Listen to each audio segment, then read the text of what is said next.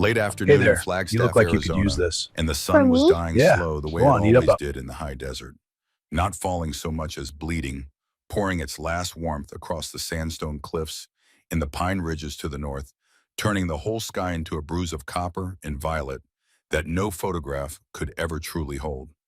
Red Mesa Diner sat on the edge of town like a forgotten postcard, a low cinder block building with a flat roof and a neon sign that buzzed and flickered the way it had since 1974. The parking lot was cracked asphalt patched with weeds. A metal bench outside leaned against the wall beneath a faded Coca-Cola sign, and the wind had scoured the paint on the window frames until they were the color of old bone. Inside, the ceiling fan turned in slow, lazy circles, pushing warm air that smelled like baked bread and coffee and the faint sweetness of pie crust around the small dining room.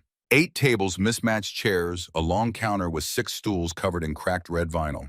Behind that counter stood Mr. Harlan, the owner, a thick-shouldered man in his late 60s, with a white apron stretched over a generous belly and reading glasses pushed up into thinning gray hair. He wiped the same spot on the counter he had been wiping for 10 minutes, not because it was dirty, but because his hands needed something to do while the afternoon wound down. A transistor radio on the shelf behind him played Merle Haggard low enough that the words blurred into melody, and from the kitchen came the occasional clatter of the dishwasher finishing its cycle.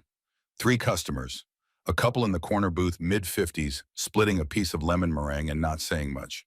An old man at the counter with a folded newspaper and a cup of black coffee that had gone cold 20 minutes ago, but he had not noticed because the crossword had him stuck on 17 across. And at the table nearest the window, a girl, 9 years old, small for her age, with dark brown hair pulled into a lopsided ponytail that was already coming undone because she had tied it herself that morning without a mirror.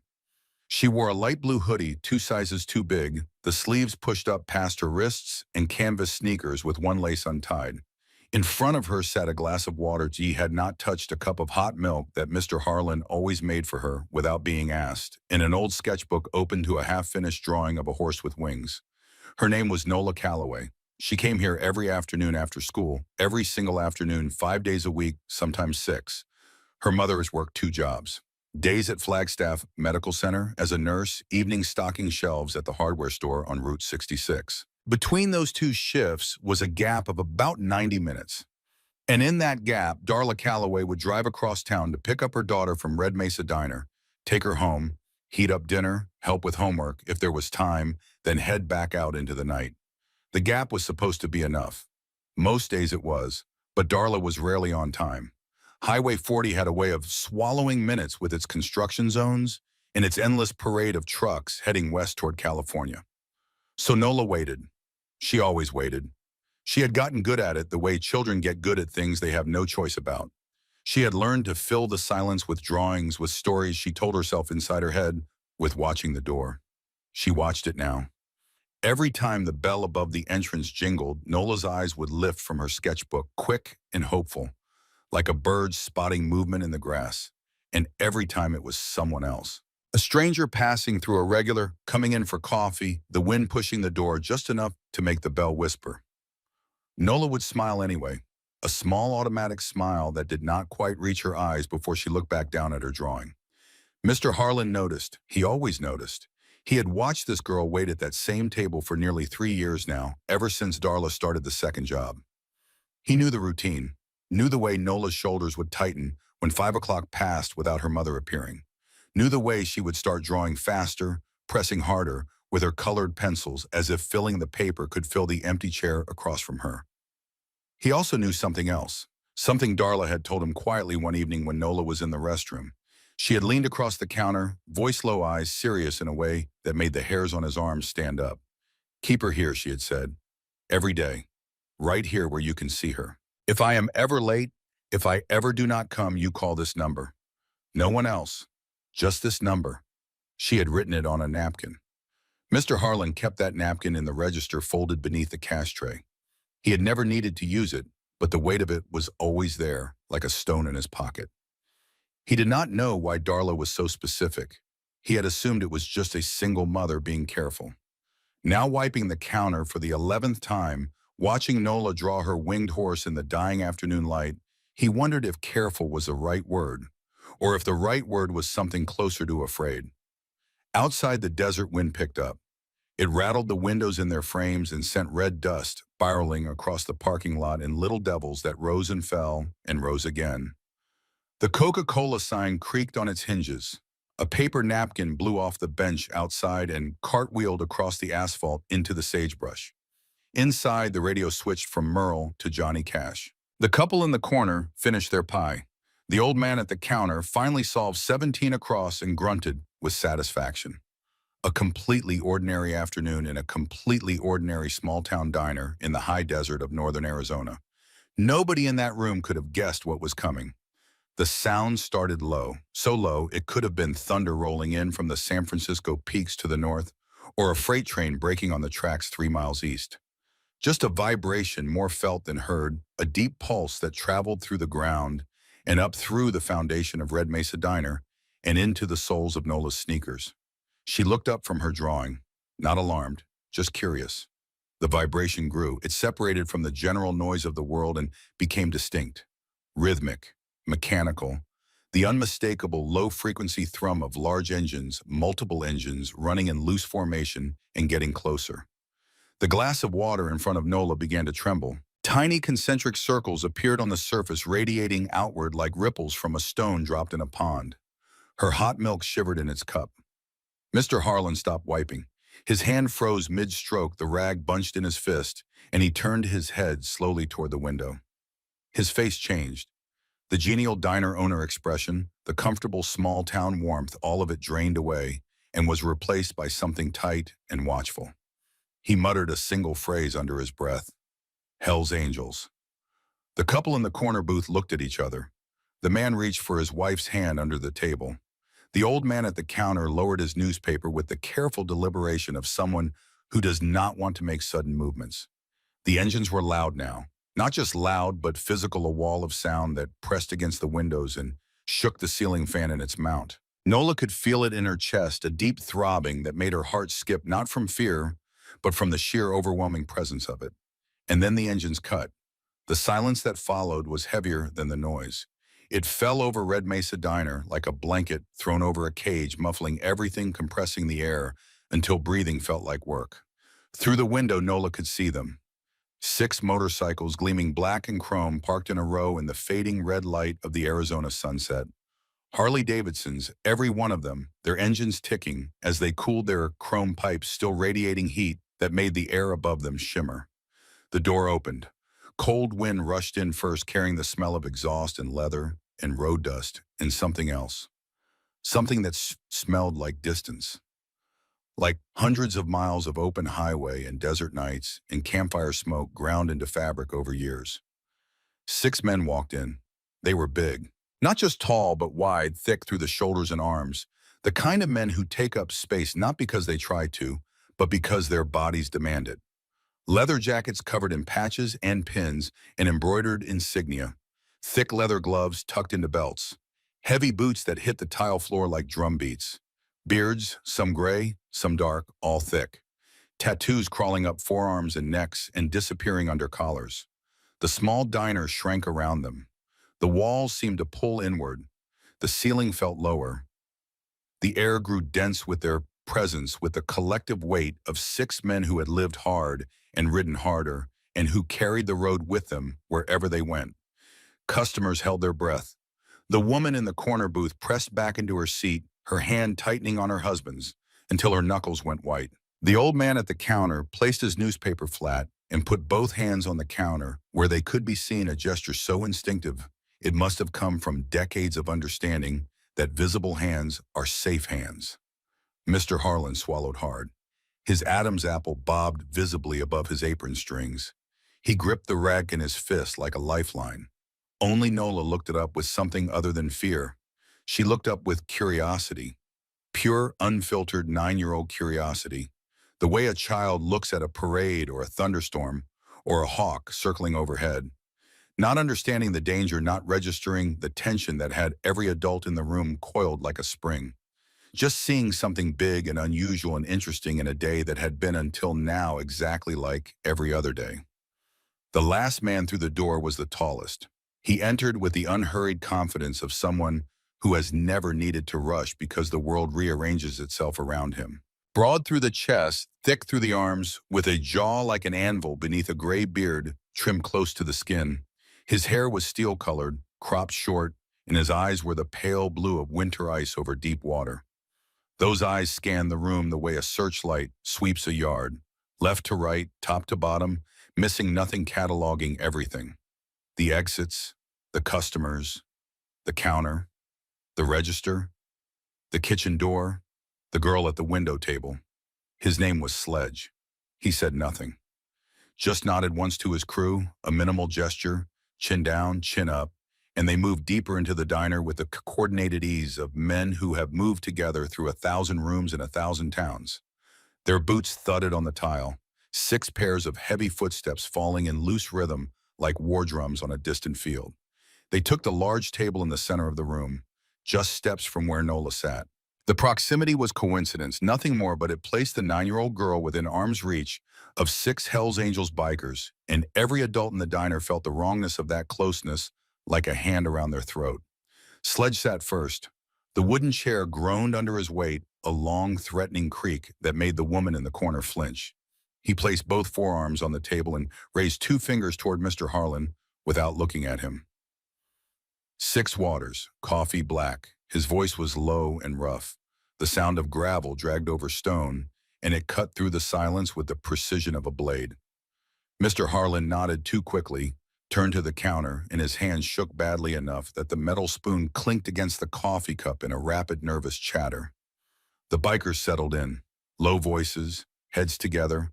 The silver-bearded one, the one they called Flint, leaned toward Sledge and spoke in a murmur that barely carried past the table's edge. Getting close. Route she used at matches. Sledge nodded, expressionless. Another biker, long hair tied back tight against his skull. The one called Wire added something in a voice so quiet only those at the table could hear. If she is still around here, we will find her. 3 words. Looking for someone. The adults in the room heard fragments and imagined the worst, exchanged glances heavy with fear and speculation. They did not know who was being sought. They did not want to know. Only Nola, tilting her ear toward the nearby table the way children do when they sense a secret being shared, heard the words without understanding their weight. She understood only that these men were looking for someone, some woman, and that the search was serious. But she was not thinking about the search. She was thinking about the tattoo. Because the moment Sledge had placed his forearms on the table, the sleeves of his leather jacket had ridden up, and there on his left arm, exposed in the warm yellow light of Red Mesa Diner, was a tattoo that made Nola's breath catch in her small chest. A skull wearing a helmet, sharp wings spreading wide from either side. Every line cut deep and dark into the skin, with a faint white outline that made the image seem to lift off the flesh and hover alive and watchful. The detail was extraordinary. The helmet's visor was cracked. The wings had individual feathers etched with a precision that suggested not just artistry, but reverence. Under the diner's lights, the tattoo almost seemed to move, the wings flexing with each shift of Sledge's heavy arm. Nola had seen a tattoo like that before. Not this big, not this fierce, but the same design, the same skull with the same helmet and the same sharp wings. Smaller, much smaller, faded by years and sunlight, sitting right there on the inside of her mother's left wrist. She had touched it 100 times. At bedtime, when Darla would lie next to her and tell old stories, Nola would trace the lines of that little tattoo with her fingertip. The skull, the wings, the tiny crack in the helmet's visor. She would ask what it meant, and Darla would always smile, the same tired, tender smile, and say the same thing. It is a story for when you are older, baby. Nola had accepted that. She was patient about some things, but she had never stopped being curious. And now, sitting 3 feet from a man whose arm carried a version of her mother's secret tattoo blown up to 10 times its size, every line amplified, every detail magnified, that curiosity went from a low simmer to a rolling boil.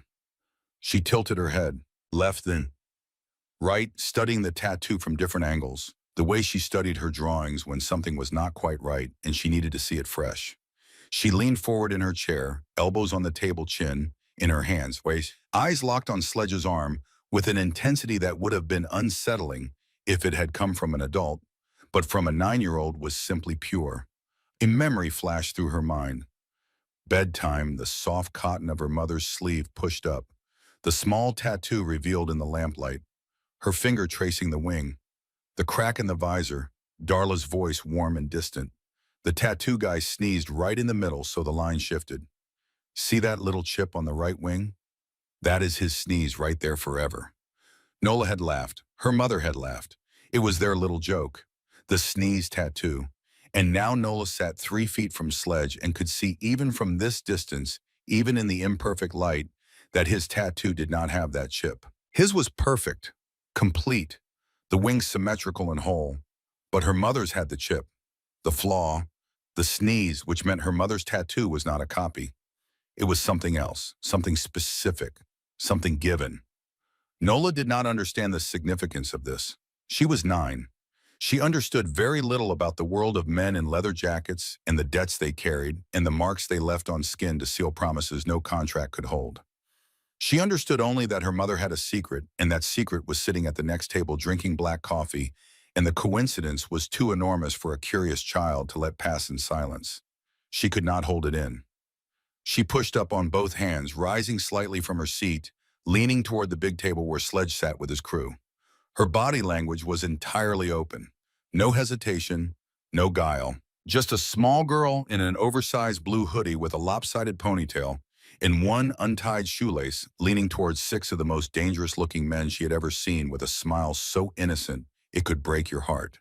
And then her voice rang out, clear and bright and light like a bell, struck in a quiet church, carrying effortlessly across the small diner and landing on every ear in the room.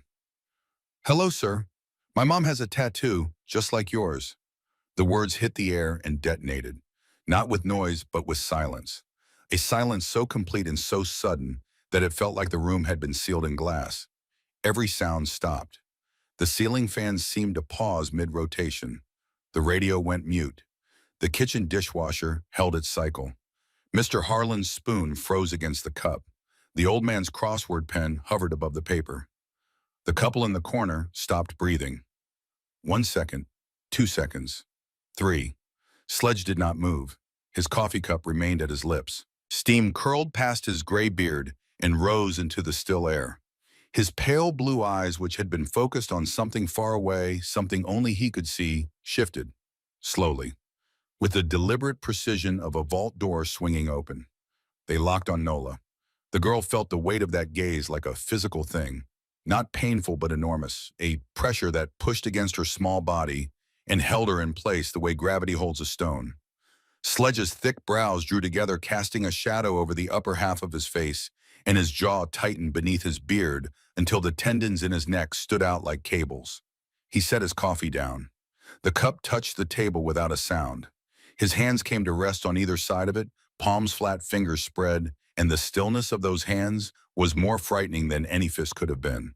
Every biker at the table had stopped, one mid-chew jaw hanging open, one with a glass halfway to his mouth, water tilting but not spilling. Colt, the youngest, curly hair tied low at the nape, had his hand on the small knife at his belt.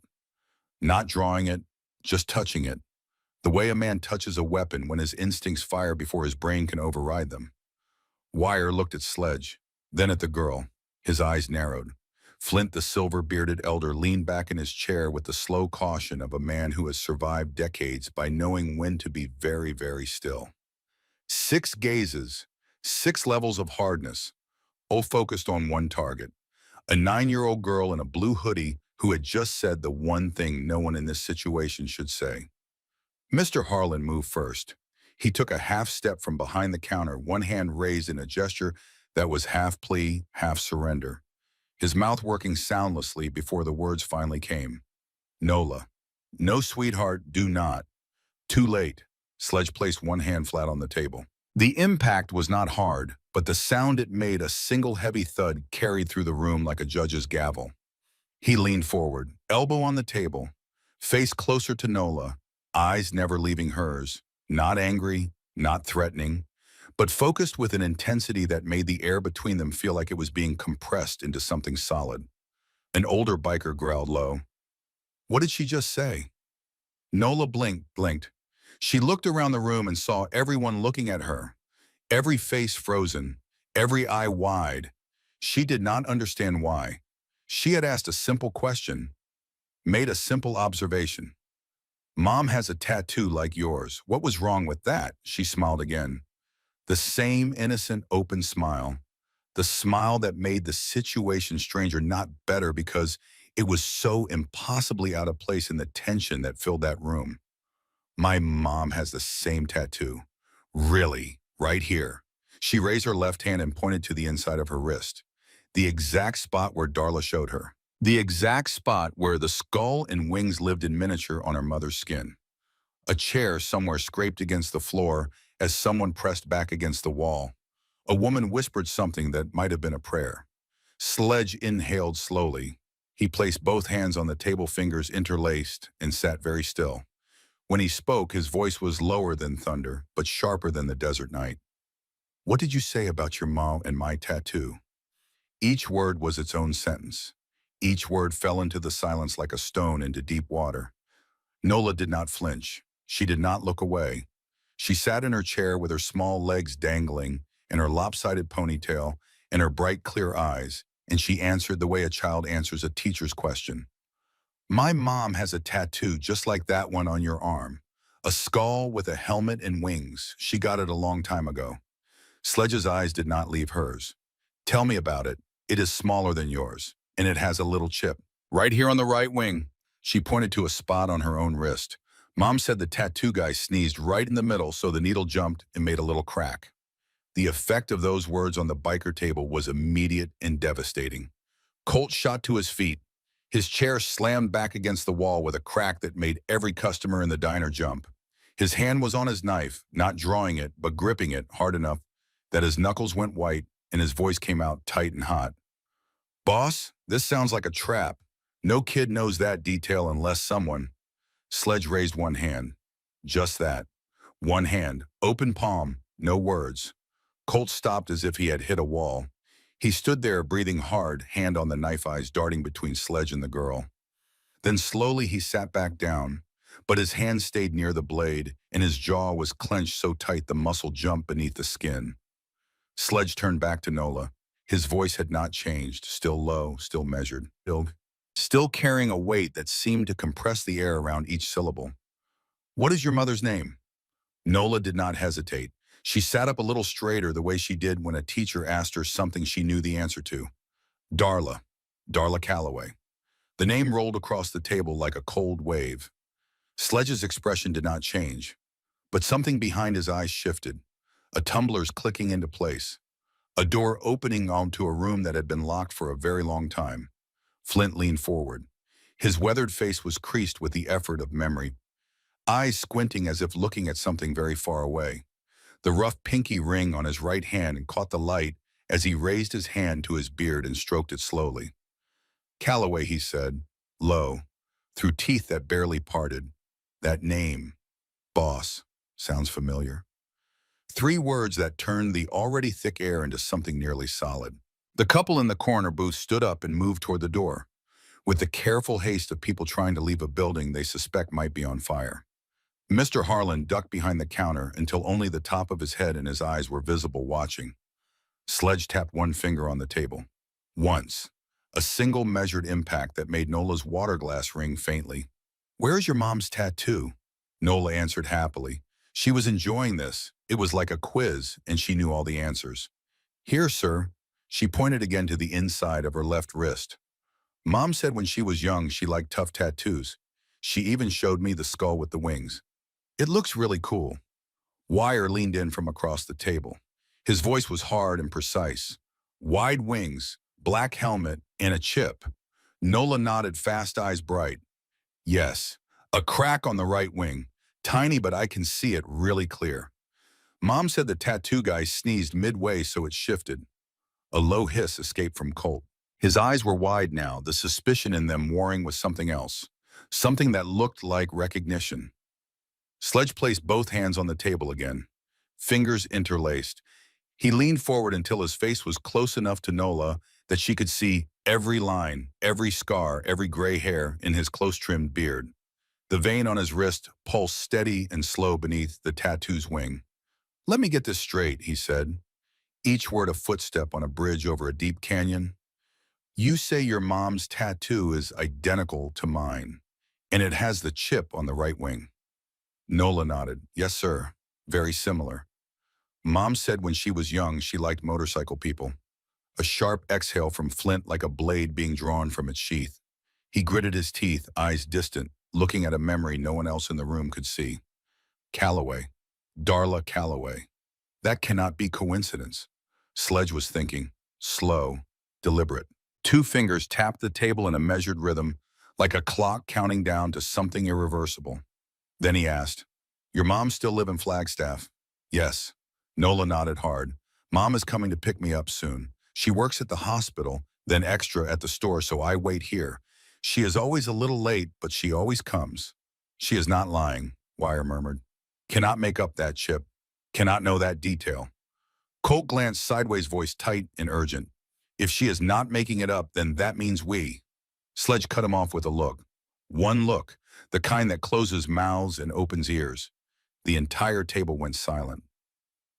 The entire diner followed because everyone was waiting for Sledge, the only man with the authority to decide what happened next. He sat very still, hands interlaced, head slightly tilted as if weighing something on an invisible scale. A secret as heavy as all the years and miles between this moment and the one it connected to. Then he spoke, slowly enough that every person in Red Mesa Diner held their breath to hear. Calloway, Darla Calloway. If that is who I think, he paused. The couple by the door gripped each other's hands. Colt's fingers twitched near his knife. Mr. Harlan's eyes were wide above the counter. Nola tilted her head. No fear, just a child waiting for the end of a sentence. Sledge let out a breath that carried more than air. It carried years. Then this child is not random. She just mentioned a name we have owed for over 10 years. The silence that followed was so complete that the ticking of the clock above the kitchen door sounded like a hammer on an anvil. And from that moment, no one in Red Mesa Diner looked at Nola the same way. She was no longer a child who had spoken out of turn. She was the bridge to a past that even Hell's Angels had not expected would ever find them again. Sledge did not take his eyes off Nola, but the quality of his gaze had changed entirely. The cold assessment was gone. The predatory focus was gone. In its place was something searching, something almost tender, as if he were looking at a photograph he had believed was lost forever and finding it whole and undamaged in the hands of a stranger. He pressed on, but his low voice had shed its edge. Curiosity had replaced command. Your mom, Darla Calloway, do you know where she got that tattoo? Why she has it? Nola fiddled with her hoodie zipper, twisting it between her fingers. Well, Mom said a guy paid her back by tattooing it for her, but she does not tell me the details. She says she will tell me when I am older. A soft sound escaped from Flint. Not a laugh, something older than laughter. The sound of a memory being pulled out of storage and held up to the light after a long time in the dark. He leaned his elbow on the table and turned to Sledge. His deep-set eyes were focused on something far away, something only he could see. A dusty road, a warehouse, a night that smelled like blood and gasoline. Boss, Calloway. That name is no coincidence. He spoke so quietly only the biker table could hear. Vegas, 2012. She once saved one of ours, a bad brawl behind the old warehouse district on the east side. Without her, he would have died right there on that dirt road. Sledge turned his head. His eyes flashed with something sharp and bright, like a blade catching the light. She. Flint nodded, more certain now. I do not forget because her tattoo had the chip on the right wing. Who else has that specific flaw but the one tattooed when the artist sneezed? Sledge looked at Nola. His eyes asked a question he did not need to speak. Nola nodded innocently. Yes, exactly, sir. My mom says the same thing about the sneeze. Colt's eyes went wide. Wire let out a stunned puff of air. The woman near the back of the diner dropped her fork with a clatter that rang through the silence like a bell. Every eye in the room, from strangers to bikers, focused on the small girl in the light blue hoodie, legs swinging gently from a chair too tall for her. A smile on her face that belonged to a world simpler than this one. A 9-year-old had just confirmed a detail that only two kinds of people could possibly know. The one who gave the tattoo and the one who was saved. Sledge lowered his coffee cup to the table with a gentleness that seemed impossible from hands that large. No more threatening taps, No more measured impacts. Just an oddly careful motion, as if the cup were made of glass and the table were made of memory. Kid, he said, and the word came out different, softer. The gravel in his voice washed clean by something that sounded like rain on dry earth, revealing something very human underneath. You say your mom is Darla Calloway. You sure about that? Yes, I am sure. She is my mom. Nola answered with the fierce, automatic pride that children have for their parents. The kind that does not need reasons because it runs deeper than reasons. Colt sighed, long and slow.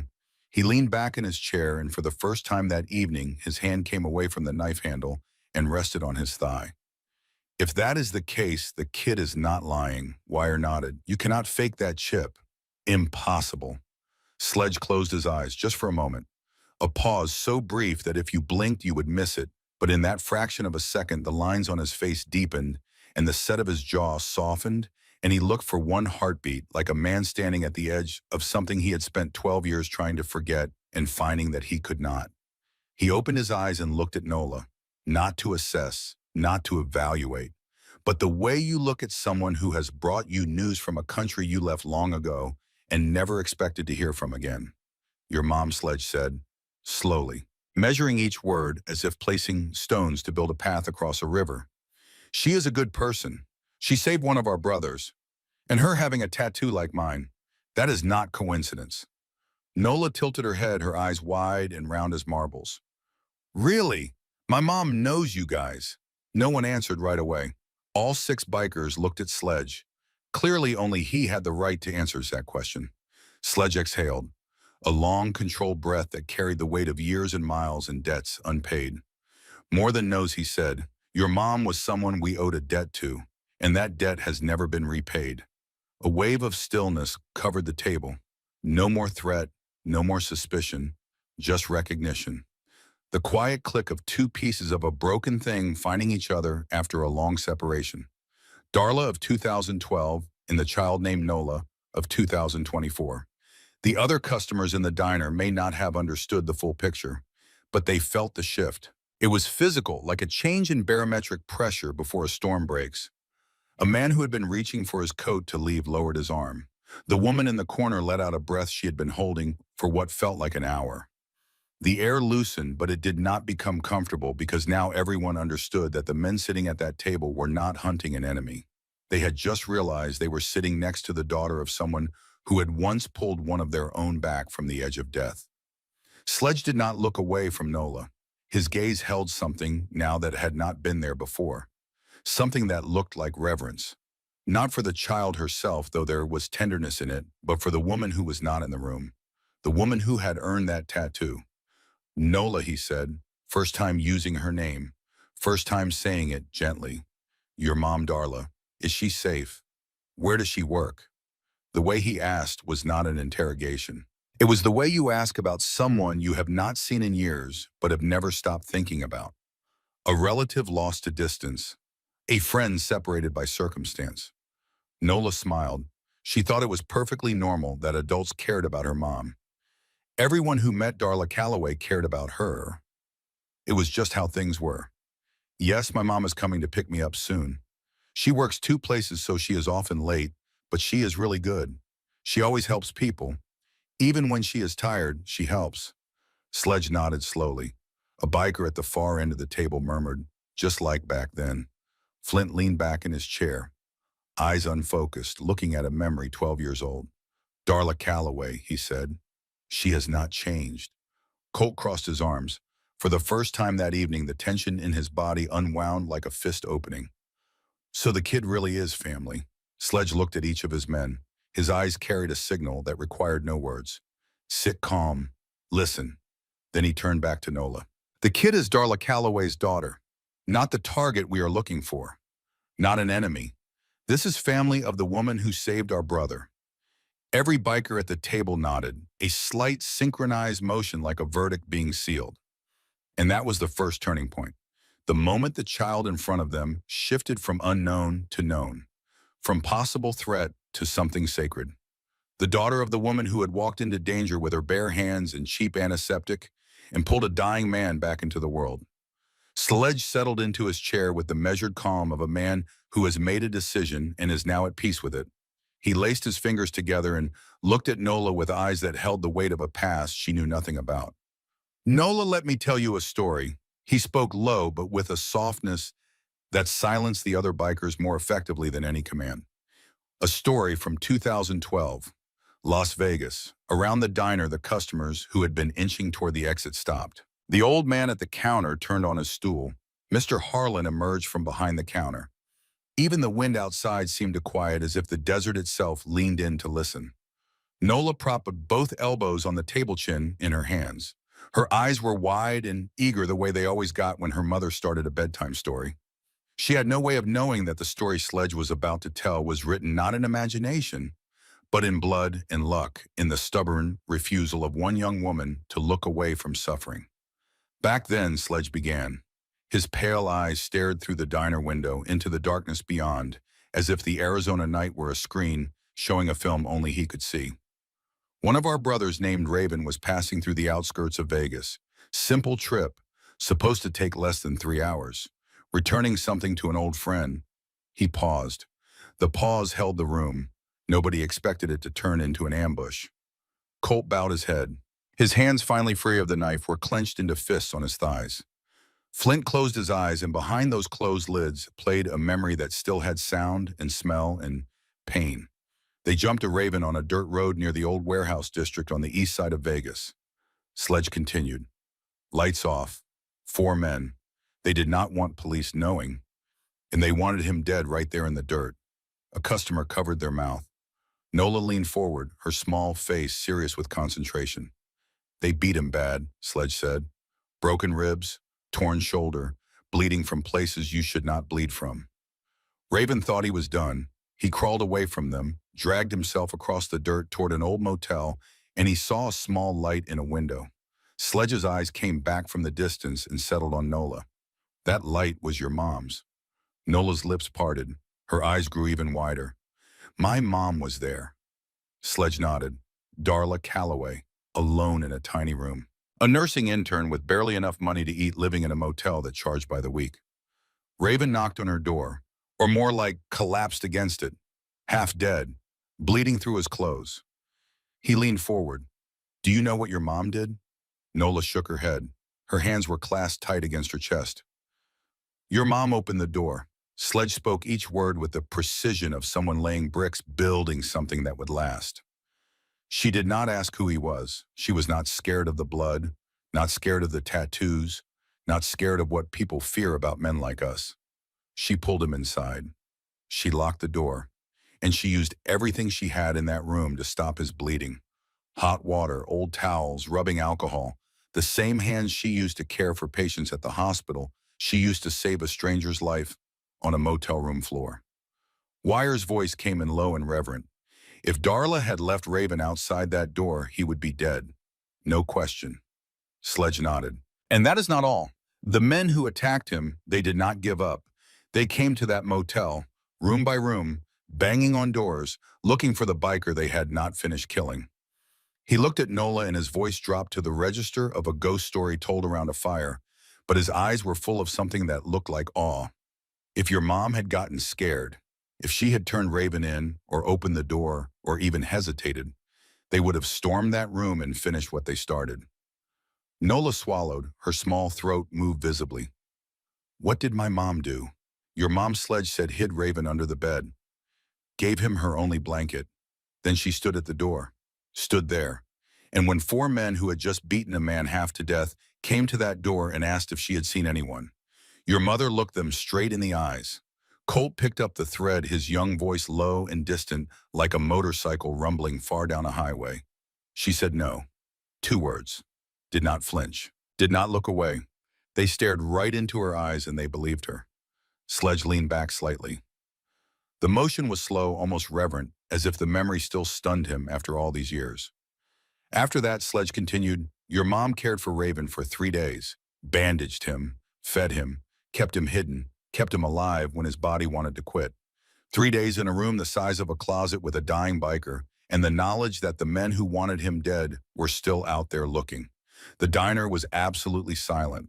Not the tense, frightened silence of earlier. A different kind. The kind that falls over a room when something true is being told.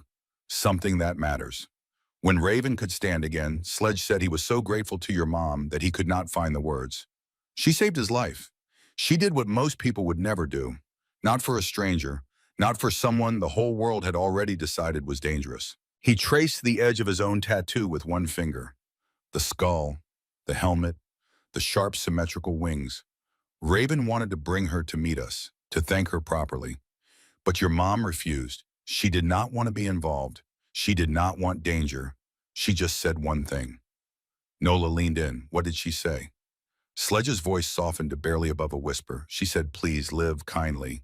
Do not let anyone else die if you can help it. The words hung in the air like smoke from a candle just blown out. So Raven gave her the tattoo, Sledge continued. A variant of our traditional mark. Not to show membership, not to make her one of us, but to protect her. Nola tilted her head. Protect? How, sir? In our world, Sledge said that tattoo is a promise. Whoever sees it, any member, anywhere, anytime, knows the person wearing it saved one of our own. And that person is protected. No one touches them. No one threatens them. No one harms them. That tattoo is a safe passage that never expires. Nola's mouth fell open. Her eyes glistened in the diner light, wet and bright and full of a feeling too large for her small body to contain. My mom saved Uncle Raven. Not just saved. Sledge's voice carried the low, heavy resonance of absolute conviction. Your mom risked her life, stood between a dying man and the people trying to kill him. Not everyone has that courage. Not everyone helps someone the world has already decided to fear. Wire exhaled hard through his nose. Thanks to her, Raven is alive today. Thanks to her, we know what kindness in the desert really looks like. Nola lowered her head. Her small hands trembled in her lap. Not from fear, from something much bigger. Something that was rearranging the architecture of her understanding brick by brick. Because all her life she had thought her mother was just a tired woman who worked 2 jobs. A woman who was always late. A woman who smelled like antiseptic in cardboard boxes. A woman who hummed off-key while making macaroni and fell asleep in her clothes on the couch. A woman who was ordinary in every way that mattered except that she loved her daughter with a ferocity that made up for everything else. Nola had never imagined that this same woman had once hidden a dying biker under a motel bed, face down 4 killers, with nothing but 2 words and steady eyes, and saved a man's life with hot water and cheap rubbing alcohol and 3 days of sleepless, solitary courage. She whispered it so quietly the words were almost lost to the room. My mom is a hero, sir. Sledge looked at her, and for the first time that evening, he smiled. It was a small thing, barely a movement at the corners of his mouth, but it changed his entire face. The ice in his eyes melted just for a moment, and behind it was warmth. Real warmth. The kind that comes from recognizing something good in a world that too often pretends goodness does not exist. Yeah, Nola. In our world, your mom is a hero, and that sentence at that exact moment, in that small diner in the high desert of Arizona, changed the way Nola saw her mother forever.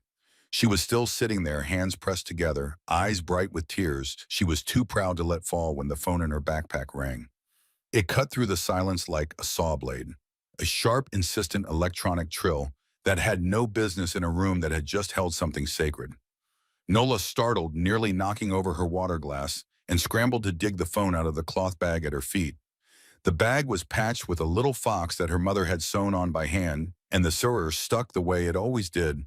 And by the time she got the phone free, it had rung 6 times. The screen showed 2 words, Mom, and a weak signal icon that flickered between 1 bar and none. Nola answered, Mom, are you here? Darla's voice came through, broken and static-laced, as if the signal were being dragged through gravel. Nola, can you hear me? Hi, Mom. Yes, I hear you. Are you close? Car broke. The words came in fragments, separated by bursts of white noise. Dark road, men coming. The static screeched. A harsh grating sound like something metal being dragged across concrete. Nola pressed the phone hard against her ear. Mom, I can barely hear you. Where are you? Are you okay? Darla's voice returned, but it had changed. The calm, steady tone that Nola associated with her mother was gone. In its place was something raw, something that sounded like fear stripped of all pretense. There is someone approaching. I do not know who. Nola, listen to me. Do not leave the diner. Do not go outside. Stay with Mr. Harlan. Do you hear me? Stay. The signal dropped. The screen went dark. Mom. Mom. Nola jumped up from her chair. Her face was white. The blood had left her cheeks so fast she looked like a different child from the one who had been smiling 30 seconds ago. The entire diner turned. Wire was already half out of his seat. Colt stood with fists clenched. Sledge rotated his head slowly like a radar dish locking onto a signal. His pale blue eyes found Nola, and the warmth that had been in them moments ago was gone, replaced by something older, harder. The eyes of a man who has heard the sound of trouble 1,000 times and never once ignored it. Let me hear, he said. Nola handed over the phone with shaking hands. Sledge looked at the screen, saw the lost signal, saw the call duration. 7 seconds. What did you hear? Nola swallowed. It took her 2 tries to get the words out. My mom is stuck. Her car broke down. On a dark road. She said strangers are coming toward her. Colt exhaled as if someone had punched him in the chest. Flint swore under his breath a single sharp word that cut the air. Wire's face went from stone to something colder than stone. Mr. Harlan stammered from behind the counter, his face the color of old paste. Could just be good people. Wanting to help. Maybe someone. Colt shook his head. Nobody wanders 89A after dark looking to help strangers. Not that road. Not this time of night.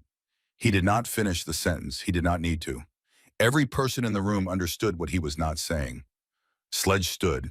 He rose from his chair with the slow, inexorable force of a tide coming in. His full height unfolded, and his shadow covered half the table and reached across the floor to touch the wall. He looked at his crew, all 5 of them, and his eyes were no longer soft, no longer searching, no longer anything except absolutely certain. We owe her. 3 words. No one objected, no one hesitated, no one asked a question or raised a concern or suggested they wait for more information. 6 men who moments ago had looked like dangerous machinery suddenly activated. They became what they had always been underneath the leather and the tattoos and the road dust. A unit, a team, a family. Flint pulled on his jacket with the practiced efficiency of a man who has dressed for emergencies more times than he can count. Colt grabbed his helmet. Wire checked the chain at his belt. A series of metal sounds, buckles and zippers and snaps filled the diner, like the sound of an army preparing to move. Sledge bent to Nola's level. His face was close to hers, and this time the proximity carried no threat. Only protection. Only the fierce, focused energy of a man who has decided to act and will not be stopped. Nola. His large hand settled lightly on her shoulder. You are not going out alone. We are going to find your mom. Sir, Nola's voice cracked. Her lower lip trembled so hard the words came out broken. You will really help my mom? Sledge nodded. Not just help. We are repaying a debt that has been hanging for 12 years. Colt added from behind his young voice, carrying a hard edge that had nothing to do with anger and everything to do with loyalty. Nobody touches Darla Calloway's people. Not while we are alive. Another biker standing near the door half smiled and half growled. Whoever is out there planning to harm her better be ready for what is coming. Mr. Harlan stumbled out from behind the counter. You are really going. Sledge turned. His eyes were sharp enough to cut. Mr. Harlan, hold the diner. Keep everyone safe. We handle the rest. Then back to Nola. Are you brave enough to come with us? We will find your mom faster if you show us which route she takes. Nola did not hesitate. Not for a second. Yes, I will go. Colt bent down and held out the smallest helmet from the group's supplies. It was too big for her head. It sat loosely on her dark hair and made her look even smaller than she was. But it would do. Sledge issued orders with the crisp efficiency of a military commander. 2 bikes with the kid, 3 ahead clearing the road. I ride tail. Everyone copy. They copied. They moved. They stepped out of Red Mesa Diner into the Arizona night, and the neon sign cast their shadows long and sharp across the parking lot. 6 towering men in leather surrounding a small girl in a blue hoodie and an oversized helmet. Inside, the remaining customers pressed against the windows, faces lit by the diner's glow eyes, witty and unblinking. A woman whispered, "They are really going to protect that little girl. The old man at the counter, the one with the crossword, said it quietly but clearly enough for everyone to hear. Not just the girl. They are protecting their debt. Sledge mounted his Harley. The engine fired with a deep chest-rattling roar that shook the ground and sent vibrations through the diner's foundation. He looked at Nola. One nod. Get on. Nola climbed behind Colt on his bike. Her small arms wrapped around his leather-covered back hands, barely meeting across his broad frame. She held on the way. Children hold on to things that matter. With everything she had. 6 engines roared to life in unison. The sound was enormous. It filled the parking lot and rolled out across the desert in every direction, a wall of thunder that sent small animals running and made the sagebrush tremble. 6 headlight beams snapped on, cutting the darkness like bright spears aimed at the horizon. Sledge spoke the last words before the pack left the lot. His voice barely audible above the engines, but every biker heard it because they were listening with more than their ears. Find Darla Calloway, whatever it takes. And under the Arizona desert moon, with the stars spread out above them like scattered diamonds on black velvet, the Hells Angels biker pack surged forward into the night. 6 machines, 6 men, and one small girl in an oversized helmet riding toward her mother on a promise that had waited 12 years to be kept. The engines tore the Arizona night wide open. 6 Harley Davidsons in tight formation, headlights blazing white against the black desert highway, cutting through the darkness like bright swords swung by invisible hands. The sound was enormous. Not just loud, but layered a chord of deep mechanical thunder that rolled across the empty landscape and bounced off canyon walls and scattered into the sage-covered flats on either side of Highway 89A. Red dust kicked up behind the rear wheels in rooster tails that glowed briefly in the taillights before dissolving into nothing. The wind was hard and cold, carrying the smell of creosote and cooling sand and the faint chemical tang of distant wildfire smoke from somewhere south. The moon hung low and fat over the eastern horizon, the color of old copper, casting just enough light to turn the roadside saguaros into tall, dark sentinels standing watch over an empty kingdom. Nola clung to Colt's back with everything her small body had. Her arms wrapped tight around his leather jacket, her fingers laced together across his chest, her cheek pressed flat against the space between his shoulder blades. The oversized helmet shifted on her head with every gust of wind, and her hair whipped out from beneath the rim in dark streamers that snapped and fluttered behind her. She was not afraid. That was the thing that would have surprised anyone watching. A 9-year-old girl on the back of a Harley Davidson rocketing through the desert night at 60 miles an hour, surrounded by 6 Hells Angels bikers. And she was not afraid. Her heart was pounding, yes. Her hands were trembling, yes. But not from fear, from something else entirely. From the overwhelming sense that something enormous was happening, something she could feel but not name, something that had weight and momentum and was carrying her forward into a part of her life that would never look the same as the part she had left behind in that diner. The pack rode in perfect formation. 3 lid bikes spread in a loose arrowhead, their headlights sweeping the road ahead, and the shoulders on either side illuminating every bush, every shadow, every piece of roadside debris that could hide danger. Colt and Nola rode in the center of the formation, flanked and shielded the most protected position like cargo too valuable to risk. And at the rear riding tail came Sledge. His single yellow headlight cut a narrower beam than the others, and it flickered in the wind like the steady eye of something ancient and watchful. He rode with the calm of a man who has been in 1,000 dangerous situations and survived them all by paying attention to the things other people miss. And right now, Sledge was paying attention to something the riders ahead had not noticed. A light. Small. Yellow. The tail light of a vehicle maybe half a mile back, holding steady in the darkness. Not gaining, not falling behind. Just there. Matching their speed with a precision that was too perfect to be accidental. Sledge tilted his head slightly and eased off his throttle by a fraction. Just enough to let the gap between himself and the formation open by a few yards. Just enough to get a cleaner look at what was behind them. The darkness parted for a moment as the road curved and the moonlight hit the vehicle at the right angle. A sedan, silver, old model coated in dust so thick the paint was barely visible. No police markings, no commercial logos. Just a nondescript car following 6 motorcycles through the empty desert night with the patient, unhurried persistence of a shadow that cannot be shaken. Sledge's jaw tightened beneath his beard. He flashed his headlight twice. Quick, deliberate, a signal his crew had used for 20 years. It meant one thing and one thing only. Tail. Flint checked his mirror first. The silver-bearded rider adjusted his position, glanced back and found the yellow dot in the darkness. He keyed the small intercom built into his helmet. "See it," he said. "Wire confirmed from the left flank. Been there since the last curve. Thought it was a local, but locals do not drive like that." Colt felt the formation shift around him. The subtle change in spacing, the tightening of the pack, the way the other bikes adjusted their positions, like a flock of predatory birds reorganizing around a nest they were protecting. He did not look back. He did not need to. He felt the message through the movement of the machines around him. He glanced down for half a second at the small arms wrapped around his midsection. Then he gripped the handlebars tighter, rolled the throttle forward, and the Harley beneath them surged with a guttural roar. Nola felt Colt's body tense. The leather under her cheek went rigid, and the bike's acceleration pressed her back against the sissy bar. She tightened her grip. "Sir, what is wrong?" Colt's voice came back flat and steady over the wind. "Nothing, kid. Hold tight." Behind them, Sledge made a decision. He did not accelerate. Instead, he held his speed and watched the sedan do the same. When he slowed slightly, the sedan slowed. When the formation took a curve and the headlights swept right, the sedan maintained its distance with mechanical precision. Not coincidence.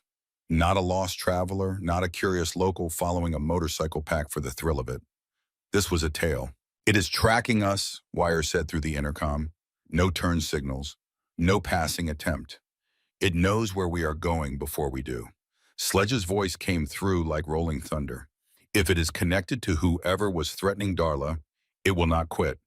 The road narrowed as the pack entered a series of sharp curves cut into the hillside. Juniper trees closed in on both sides, their branches reaching over the asphalt like grasping hands. The pavement was rough here, patched and repatched over years of freeze-thaw cycles that split the surface into a mosaic of cracks. Far ahead, red blinking lights marked a construction zone. Reduced speed signs, road surface torn up into raw earth ridges that could throw a bike sideways if you hit them wrong. "Watch the construction," Wire called. The lead bike slowed. Colt leaned his Harley through the first set of ridges with the practiced ease of a man who had ridden bad roads in every state west of the Mississippi. Nola squeezed him hard, her small body pressing against his back as the bike jolted over uneven ground. She bit her lip but did not cry out. One by one, the formation cleared the construction zone, bikes weaving through the torn-up surface with the choreographed precision of dancers avoiding obstacles in the dark. Sledge was last, and Sledge had to choose. The final ridge came up fast, a raw earth mound where the construction crew had left equipment barriers half in the lane. He could hit the dirt and risk losing traction, or he could dodge hard right and scrape through the gap between the barrier and the shoulder. He chose the gap. His Harley leaned so far over that the left foot peg threw sparks against the asphalt, a shower of bright orange points that arced into the darkness and died. Sledge's body shifted with the bike counterweighting instinctively, his knee nearly brushing the road surface. And for one frozen moment, he was horizontal against the earth, gravity pulling him down and speed pushing him through, and then the bike straightened and he was past. Behind him, the sedan reacted too late. The driver braked hard, tires locking the rear end, swinging out in a skid that raised a cloud of dust. The car lurched up over the dirt ridge, bounced once, twice, and came to a shuddering halt halfway off the road. For 3 seconds, nothing moved. Then the sedan's headlights came back on. The engine revved. The car straightened on the road and started moving again. Slower now, but still there. Still following. Sledge checked his mirror. His voice was flat when he spoke. "Still on us. This is not random." Colt hunched lower over his handlebars. "Can you see the plate?" "Lost it in the dust." "Who tails 6 bikers in the middle of the desert?" Wire said. "Unless they are either very stupid or very motivated." Nola heard the tension in their voices even through the wind and the engine noise. She pressed her face harder into Colt's back. "Sir, is that the person who was scaring my mom?"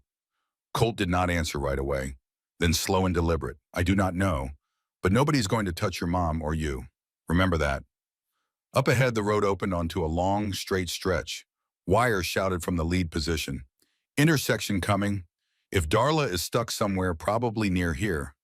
Mile marker 1112 somewhere in that stretch. Sledge throttled up. The formation responded as one accelerating out of the curves and onto the straightaway. 6 headlights merged into a continuous streak of white, illuminating the road ahead like a runway lit for an emergency landing. Nola saw the bikers' faces in the fleeting moonlight. Serious, focused, jaws set, eyes narrow against the wind. These were not men playing at heroism. These were men riding toward a debt they had carried for 12 years.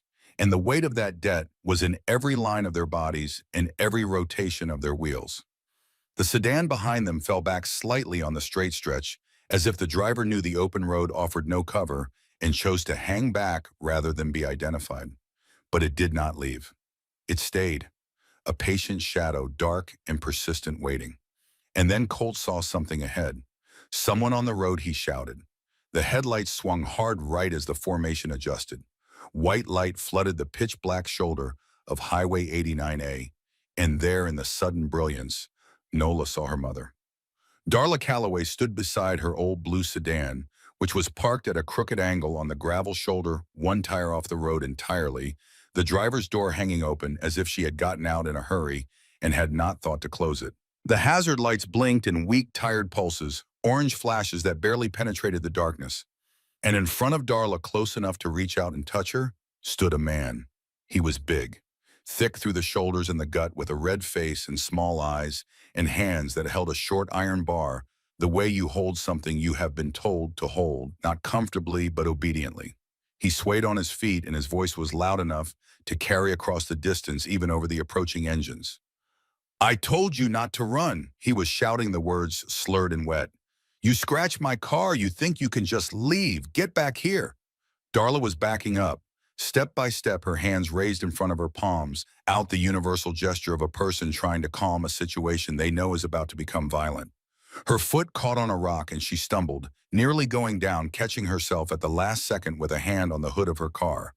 Nola screamed. The sound tore out of her small body with a force that surprised even her. A single word, raw and desperate, cutting through engine noise and wind and distance. "Mom." Darla's head snapped toward the oncoming wall of headlights. Her eyes went wide. Joy and terror collided on her face because she did not know who was coming, only that they were coming fast and they were coming loud, and her daughter's voice was somehow in the middle of all of it. Sledge did not hesitate. He did not slow down to assess the situation. He did not call for a formation change. He did not do anything except what 12 years of carrying a debt had prepared him to do. He opened the throttle all the way. His Harley lunged forward like a thing released from a chain, the engine screaming, the front wheel lifting slightly before slamming back down on the asphalt. The man with the iron bar turned. Headlights hit his face like a wall of white fire. He threw up one hand to shield his eyes, squinting, mouth hanging open, the iron bar dangling, forgotten, at his side. Sledge did not stop. He calculated. Every meter, every second. The distance between the man and Darla, the angle of approach, the speed required. And at the last possible moment, he leaned the bike hard left, planted his right boot on the asphalt, and brought the Harley to a controlled stop that placed 1,200 pounds of steel and chrome directly between the man and the woman he was threatening. A wall, a living, breathing, engine-growling wall of leather and iron, and 12 years of unpaid gratitude. "Step back." Sledge's voice was not loud. It did not need to be. It came from somewhere deep in his chest and carried across the night air with the weight of absolute authority. The kind of voice that does not make requests. The man stumbled backward. "Who? Who are you?" "None of your concern." Colt and 2 more bikers skidded to a halt behind Sledge. There are bikes forming a wide arc around Darla. Flint dismounted with the slow, deliberate movements of a man who has been in enough confrontations to know that speed is less important than presence. He stood to his full height, nearly as tall as Sledge, and fixed the man with a stare that had 60 years of hard living behind it. "A minor car scratch does not give a man the right to chase a woman down a dark road with an iron bar," Flint said. His voice was cold and controlled, each word placed like a brick in a wall. The man swore, his voice shook with a mixture of fear and belligerence. "I just wanted her to stop. She ran. She ran because you are too far gone to know what you are doing," Colt cut in. He stepped off his bike and crossed the distance to the man's sedan in 3 quick strides. His hand flashed out and snatched the keys from the ignition, with a move so fast the man only gaped. "Hey, give those back." The man lurched forward, but Sledge raised one hand, an open palm. Not a fist, not a threat, just a hand held out at chest height, and the gesture carried enough implicit force to freeze the man on the road as if he had walked into a glass wall. "Nobody touches Darla Calloway's family," Sledge said, each word ground out between his teeth like stone against stone. The man looked around. For the first time, he seemed to register what he was facing. 6 men in leather, tattoos visible on every forearm, chrome and steel machines idling around him in a half circle, eyes that reflected the headlights like the eyes of wolves caught in a flashlight beam. Wire pulled out his phone. His voice was calm and professional, a man who had made this kind of call before. "Got a man threatening a woman on the shoulder of 89A near mile marker 12. We have his keys. No one is hurt. Yes, we will wait." Nola was already off the bike. She scrambled over the seat, hit the ground running, and covered the 20 feet between Colt's Harley and her mother in a sprint that was all pumping arms and flying hair, and the oversized helmet bouncing on her head. She slammed into Darla with enough force to stagger them both. "Mom," the word came out in a sob.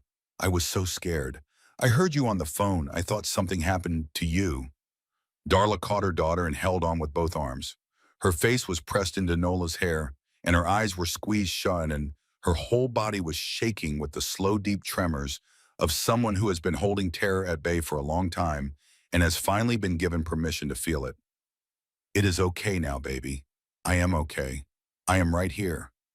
She held Nola for a long time, held her the way you hold something fragile that you almost lost. And only when she was sure, absolutely sure that her daughter was real and whole and safe, did she allow herself to look up at the 6 men who had appeared out of the darkness like armored angels. Her eyes moved from face to face. Leather, patches, tattoos, the hellsangels insignia she had last seen 12 years ago in a motel room that smelled like blood and rubbing alcohol. "You," she whispered. Her voice was hoarse, barely audible. Sledge stepped forward. He removed his helmet, and the moonlight caught his steel gray hair and the deep lines around his pale blue eyes.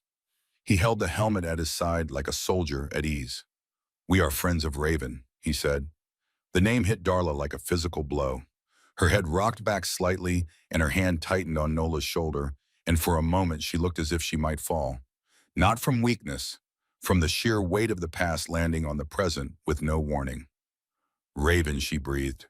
2012. Sledge nodded. "You saved his life. Tonight we are repaying a small part of that debt." The man with the iron bar was on his knees now, held in place by Flint's steady hand on his shoulder. Not struck, not harmed, just held sitting still in the dirt on the road shoulder, waiting for the police he could already hear in the distance. He was trembling. Whatever fight had been in him was gone, drained out by the realization of what he had walked into. But Darla was not looking at him. She was looking at the bikers. And something was changing behind her eyes. Something was sharpening. The fear that had been there moments ago was being replaced by something else. Something diagnostic. Something that came from 12 years of nursing, of observing patients, of reading the small involuntary signals that bodies produce when they are in distress or deceit. She looked at the man on his knees. She had been too frightened before, too focused on survival to notice the details. But now, with Nola safe in her arms and 6 bikers standing between her and danger, her training kicked in, and with the force of a reflex she could not override. The man's pupils, she noticed them first. They were not dilated the way a drunk's should be. They were sharp, focused, tracking movement with a precision that no amount of alcohol would allow. His coordination, too. He had stumbled, yes, swayed, yes, but his falls had been controlled. Theatrical. The kind of stumbling that a sober person does when they are pretending to be impaired. And his hands. Even now, kneeling in the dirt with Flint's grip on his shoulder, his hands were steady. No tremor, no shake, nothing. Darla's blood went cold. She pulled Nola closer and looked at Sledge. Her voice, when it came, was low and urgent and carried a certainty that made every biker turn toward her. "He is not drunk." Sledge frowned. "What? That man." Darla's eyes never left the figure on his knees. "His pupils are constricted. His motor control is too coordinated. His hands are not shaking. I have worked the emergency room for 8 years. I know what intoxication looks like, and that is not it. He is pretending. Silence fell over the group. Heavy, charged. Sledge looked at the man, then back at Darla. You are saying he is faking. Darla nodded. And I am saying this was not random. Someone sent him here to keep me on this road, to hold me in one place. She took a breath. When she spoke again, her voice was steady in a way that went beyond courage. It was the steadiness of a woman who had been afraid for weeks and had finally found the shape of the thing she was afraid of. I have been watched, she said, for the last 3 weeks. A car I did not recognize parked near our house. Silent phone calls at 2 in the morning. Someone asking about me at the hospital, wanting to know my schedule, my shifts when I leave. I thought I was imagining things. I told myself I was being paranoid. She looked at Sledge with eyes that held no illusion. I was not imagining things. This man was sent to intercept me, and whoever sent him is still out there. The bikers exchanged glances. The levity that had crept into the group after the rescue drained away like water from a cracked vessel. Colt swore under his breath. That sedan, the one that tailed us from Flagstaff. It is connected. Wire moved fast. He crossed to the kneeling man and crouched in front of him, pulling the man's phone from his jacket pocket with a deftness that spoke of long practice. The man flinched, but did not resist. Whatever role he had been playing, the script, had ended the moment 6 bikers surrounded him. Wire tapped the screen. It was unlocked. He scrolled through the messages, his face lit by the phone's blue glow, and after 10 seconds his expression changed. The calm professional mask cracked, and something colder slid into place beneath it. He stood and walked to Sledge, held the phone out. One message from a blocked number received 47 minutes ago. Sledge read it. His face did not change, but his hand tightened on the phone until the case creaked. The message said 5 words.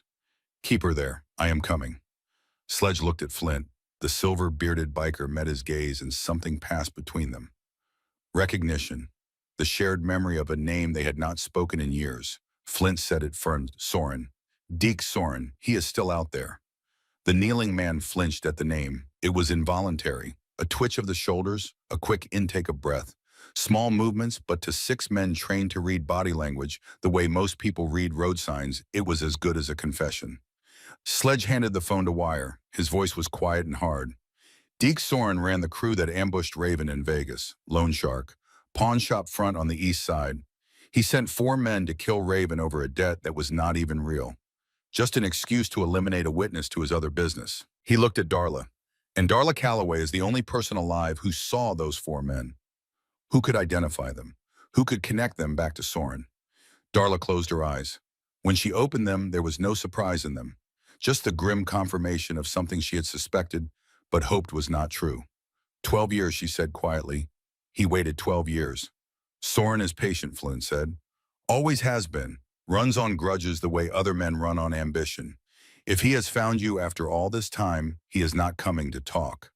The police sirens were closer now. Red and blue lights flickered against the distant hills. In minutes, the officers would arrive, take the kneeling man, file a report about a drunk threatening a woman on the highway, and drive away. A routine call, a minor incident. Except it was not minor. And the man on his knees was not drunk. And the real danger was not kneeling in the dirt. It was somewhere out there in the Arizona darkness, in a silver sedan, that had followed 6 Hells Angels bikers for 20 miles without fear of getting closer with every passing minute. Colt grabbed Sledge's arm. Boss, we need to move. Get Darla and the kids somewhere safe. Out of the state if we have to. Wire agreed. Running is smart. Head south, hit I-40B in Phoenix by midnight. Sledge looked at Darla. He did not speak. He waited. Because something in the way she stood, the way she held her daughter, the way her eyes had gone from frightened to focused to absolutely resolute, told him that the decision was not his to make. Darla looked at her daughter, then at the dark highway stretching in both directions, then at the 6 bikers standing around her like a wall of leather and chrome. No, she said. Colt blinked. What? We are not running. Darla's voice was calm, terrifyingly calm. The calm of a woman who has done the math in her head and arrived at a conclusion she does not like, but refuses to flinch from. If we run tonight, he follows. If we run tomorrow, he follows. If we run to Phoenix, he finds us in Phoenix. If we go to California, he finds us there. I have a daughter. She goes to school. She has friends. She has a life. I am not spending the rest of that life looking over my shoulder. She turned to Sledge. Her eyes were the eyes of the 20-year-old woman who had opened a motel door to a dying stranger and decided in the space of a single heartbeat that fear was not a good enough reason to let someone die. I faced 4 men who wanted to kill when I was 20 years old and alone in a room with nothing but hot water and old towels, she said. I did not run then. I am not running now. Sledge looked at her for a long moment, and for the first time that night, something that might have been admiration crossed his weathered face. Not the admiration of a man looking at someone who needs saving, the admiration of a man looking at an equal. What do you want to do? He said. Darla was quiet for exactly 3 seconds. When she spoke, every word was measured and precise. We go back to Red Mesa Diner. It is public. It has security cameras. Mr. Harlan knows me, knows Nola, and he will help. I know every inch of that building, every door, every window, every blind spot. Saurin does not. He is coming to Flagstaff tonight. That message proves it. Let him come. Let him come to a place I choose on my terms with witnesses and cameras and people who will not look the other way. She paused. Then she looked at Sledge with something in her eyes that was not a request but an offer between equals. I do not need to be rescued. I need allies. Can you do that? Sledge held her gaze. Then he nodded once, slow and deep. The nod of a man who has just recognized something he has been looking for without knowing it. We can do that. The police arrived, 2 cruisers' lights spinning. The officers took one look at the bikers and tensed hands near holsters, but Wire stepped forward with raised palms and a calm, measured voice and walked them through it. Drunk man, iron bar, threatened a woman. Keys secured, no injuries. Everyone cooperative. The man called Pruitt because that was the name on the ID the officers pulled from his wallet said nothing. Not one word. He let them cuff him and put him in the back of the cruiser with the passive compliance of someone who knows that silence is the only card he has left to play. Darla watched the cruiser pull away. She watched until the taillights were gone and the road was dark again. Then she turned to the bikers and said something that no one expected. The money, she said. Sledge stopped in the act of putting on his helmet. What money? The checks. Every month for 9 years. The ones that came from a medical assistance fund that does not exist. The ones that paid for Nola's school clothes and her dentist appointments and the repair on our roof last winter. She looked at Sledge with eyes that were suddenly bright with tears she had been holding back all night. Not tears of fear, not tears of relief. Something deeper. Something that reached all the way down to the foundation of her life and shook it. I looked it up. I spent weeks trying to find that fund. The Southwestern Medical Workers Benevolence Association. There is no such organization. There never was. I thought it was a government program. I thought it was the hospital. I thought maybe my mother's old church had set something up before she passed. Her voice cracked. Just slightly, just enough to let the emotion through before she pulled it back under control. It was Raven, was it not? Sledge was silent for a long time. The wind blew across the highway and rattled the sagebrush and sent a tumbleweed rolling past them like a slow, silent witness. Then he spoke. Yeah, it was Raven. Darla's hand went to her mouth. After Vegas, Sledge continued. Raven never forgot what you did. He could not come to you directly. Too dangerous. He knew Saurin was still out there, still holding grudges, and any direct contact between you and any Hell's Angel could put a target on your back. So he set up a fund, fake name, monthly deposits, routed through 3 different accounts, so it could never be traced back to him or to us. He looked at Nola, who was pressed against her mother's side, listening with the wide, absorbing eyes of a child who understands more than adults think. Raven has been sending money every month since your daughter was born. 9 years. He never missed a payment. Not once. Darla's legs buckled. Not dramatically. Not a collapse. Just a slight giving way at the knees, a settling, as if the ground beneath her had shifted by an inch, and she needed a moment to find her balance on the new surface. She sat down on the hood of her car. The metal was cold. The hazard lights were still blinking, casting her face in alternating shades of orange and shadow. Nola climbed up beside her, small hand finding her mother's hand and holding it tight. Darla cried. For the first time that entire night, through the terror of the broken-down car and the man with the iron bar and the revelation that she was being hunted by a ghost from 12 years ago, Darla Calloway cried. But these were not tears of fear. These were the tears of a woman who had spent 9 years believing she was alone, believing every dollar she stretched and every sacrifice she made was hers to carry by herself, and who had just discovered that someone had been standing beside her all along, invisible, silent, faithful, repaying a debt she had never asked to be repaid. She cried, and Nola held her hand, and 6 Hells Angels bikers stood in a loose circle on the shoulder of Highway 89A in the Arizona night and said nothing because some moments do not need words. They need silence. They need the wind and the dark and the sound of a mother's gratitude breaking through the walls she built to survive. After a while, Darla wiped her eyes with the back of her hand. She looked at Sledge. Her voice was rough but whole. Then we owe it to Raven to end this tonight. Not just for me, for him, for everything he has done that I never knew about. Sledge nodded. We end it tonight. They moved. Darla drove her sedan engine, running rough but holding with Nola buckled tight in the passenger seat. The bikers reformed around her in escort formation. 3 ahead, 2 flanking, Sledge riding tail watching the darkness behind them for the silver sedan that he knew was still out there somewhere, circling back, regrouping, waiting for the next opportunity. On the drive back to Flagstaff, Darla made calls. Short, precise, wasting no words. First to Mr. Harlan, it is Darla. I need you to keep the diner open. Do not close, do not lock the doors.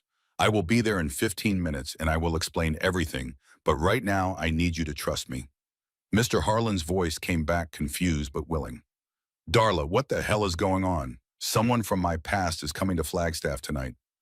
Someone dangerous. I need the diner as a meeting point. Public. Lit. Cameras rolling. Can you do that? A pause. Then, in the voice of a man who had known Darla Calloway for 3 years and had watched her work 2 jobs and raise a daughter alone and never once ask anyone for anything. Yeah, I can do that. Second call, to the Coconino County Dispatch. She did not dial 911. She dialed the non-emergency line and asked to speak with a specific officer, a woman named Sergeant Kowalski, whom Darla had treated in the emergency room 6 months ago for a dislocated shoulder. The conversation was brief. Darla explained the situation with the clinical precision of a nurse delivering a case history. The threats, the surveillance, the fake drunk on the highway, the text message on the man's phone. The name Deke Saurin and his connection to a violent incident in Las Vegas in 2012.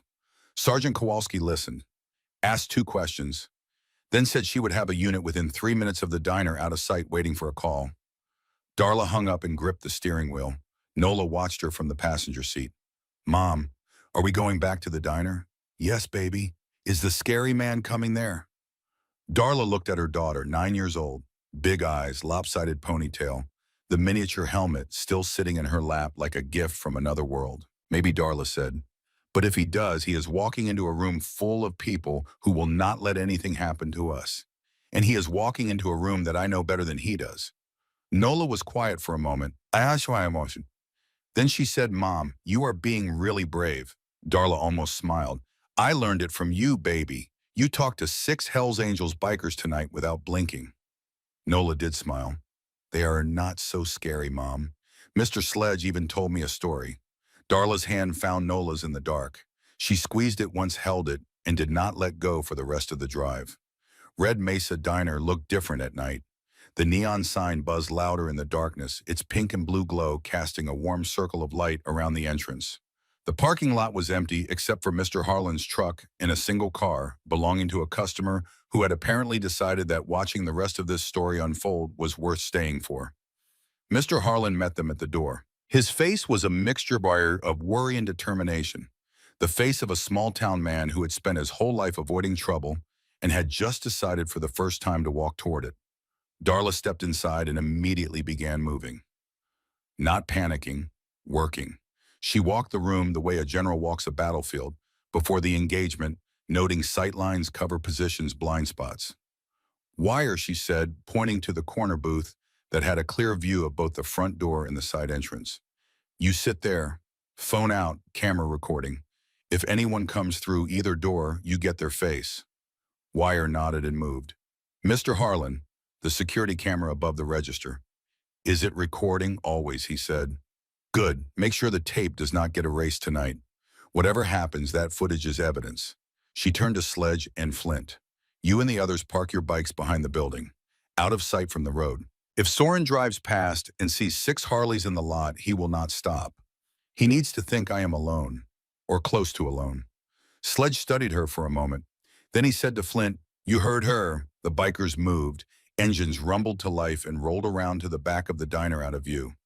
Colt took a position by the kitchen door. Flint posted near the back exit. 2 others spread out in Harlan's truck and Wire's bike, positioned where they could see the parking lot without being seen.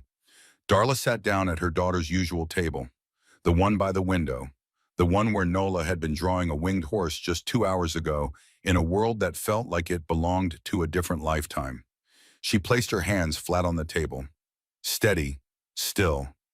Nola sat across from her. Between them, the old sketchbook was still open to the half-finished drawing. Nola looked at it, then at her mother. Mom, what if he does not come? Darla looked at the neon light reflecting in the window at the dark parking lot beyond, at the empty highway stretching into the desert night. Then we go home, she said, and we sleep. And tomorrow we wake up and go to school and go to work and we live our lives. Because that is what brave people do. They live. She reached across the table and tucked a strand of hair behind Nola's ear. But if he does come, she said quietly, he is walking into my house. And in my house, I make the rules. Outside, the desert wind blew. Inside, Red Mesa Diner waited. The ceiling fan turned in its slow, lazy circles. The radio played low. Mr. Harlan polished the counter. Wire's phone recorded. And somewhere in the kitchen doorway, invisible but present, Colt stood with his hand resting on his belt, watching the front door with the patience of a man who has all night and nowhere else to be. Darla closed her eyes for one moment. Just one. She thought of a motel room in Las Vegas. A dying man on her floor, the sound of fists on doors getting closer. The choice she made then, 12 years ago, to open that door and let a stranger's blood stain her only towels. She had not known that choice would follow her here, to this diner, to this night, to this moment where everything she had built, her daughter, her work, her quiet life, rested on whether she could face the consequence of her own courage one more time. She opened her eyes. She was ready. 11 minutes past 11 on a Tuesday night in Flagstaff, Arizona, and Red Mesa Diner sat in its pool of neon light like a ship anchored in a dark ocean. The pink and blue glow of the sign hummed against the silence of the desert, and inside the small cinder block building, the ceiling fan turned in its endless slow circles, pushing air that smelled like old coffee and the ghost of the day's last pie. The radio had been turned down to a whisper. Merle Haggard was gone, replaced by something softer, a steel guitar instrumental that drifted through the room like smoke. Mr. Harlan stood behind the counter, polishing the same glass he had been polishing for 10 minutes, his eyes moving between the front door and Darla Calloway with the nervous regularity of a man watching a fuse burn towards something he cannot stop. Darla sat at the window table, Nola's table. Her hands were flat on the surface, fingers spread perfectly still. She had not moved in several minutes. Her breathing was slow and even, the breathing of a woman who has decided that panic is a luxury she cannot afford and has locked it away in a room she will not open tonight. Nola sat across from her. The sketchbook was closed now, pushed to the side. The child's hands were in her lap, and her eyes moved between her mother's face and the dark window, with the quiet alertness of a young animal that senses a change in the weather, but does not yet know what kind of storm is coming. In the corner booth, Wire sat with his phone propped against the salt shaker camera, recording the lens aimed at the front door. His face was impassive. His body was still. Only his eyes moved, tracking the parking lot through the window with the mechanical precision of a surveillance system. Somewhere behind the kitchen door, invisible but present, Colt stood with his back against the wall and his hand resting near his belt. His curly hair was tied tight, and his jaw was set in the hard line of a young man who has been told to wait and is not good at waiting, but will do it because the order came from Sledge. Outside in the darkness behind the building, 4 Harley-Davidsons sat cooling in the night air. Flint leaned against the cinder block wall near to the back exit, his silver beard catching the faint light from the kitchen window. 2 other bikers were positioned in Mr. Harlan's truck and on Wire's bike, watching the road from angles that covered both approaches. And Sledge was somewhere in the dark. Nola did not know exactly where. None of them did except maybe Flint, who had ridden with Sledge for 30 years and could feel his presence the way old sailors feel, a change in the tide. The diner was a trap, not the violent kind, not the kind with weapons and ambush positions and escape routes planned for when things go wrong. It was something more elegant than that. It was a stage, lit, public watched, recorded. A place where a man could walk in and say things he should not say, and every word would be captured, every gesture documented, every threat preserved in the digital memory of Wire's phone, and the security camera above the register, and the eyes of witnesses who would remember this night for the rest of their lives. Darla had built this, not with guns or muscle or the brute leverage of 6 bikers, though those things were there if needed. She had built it with the same quiet intelligence she had used 12 years ago in a motel room in Las Vegas. The intelligence of a woman who understands that the most powerful weapon in a confrontation is not force but information, not violence but visibility. Make him visible. Make him speak. Let the truth do the rest. At 11:14, headlights appeared on the road. Nola saw them first. A distant glow, 2 points of pale yellow moving slowly along the highway from the south.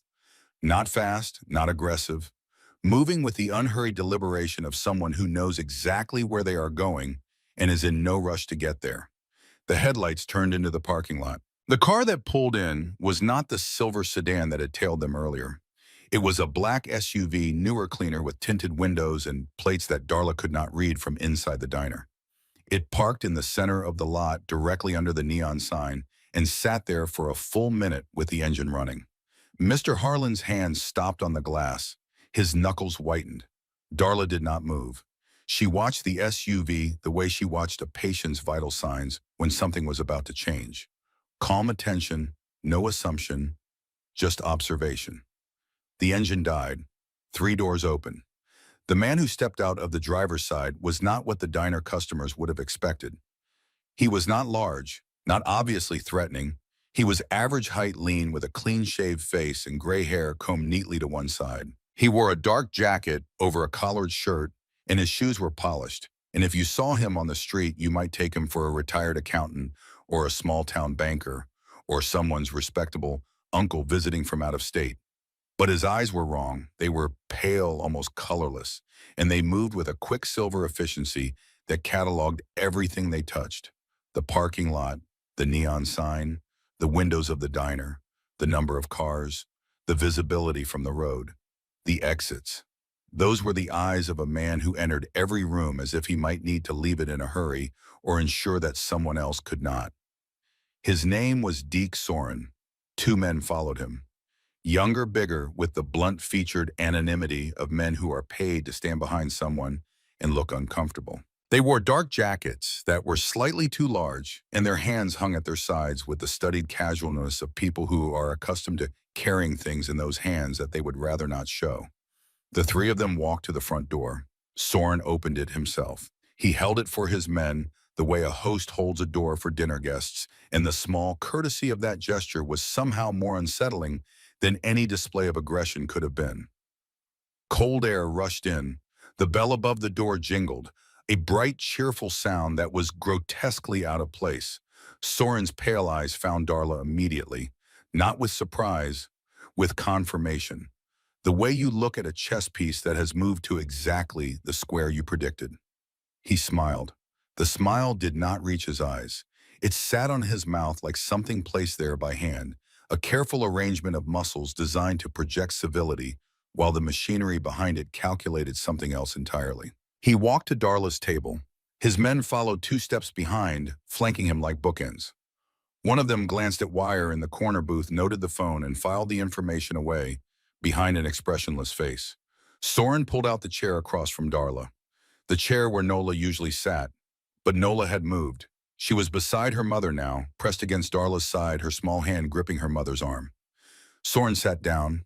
He placed his hands on the table, fingers interlaced, mirroring the posture Darla had been holding for the last half hour. The symmetry was deliberate. Everything about this man was deliberate. "Miss Calloway," he said. His voice was soft, measured.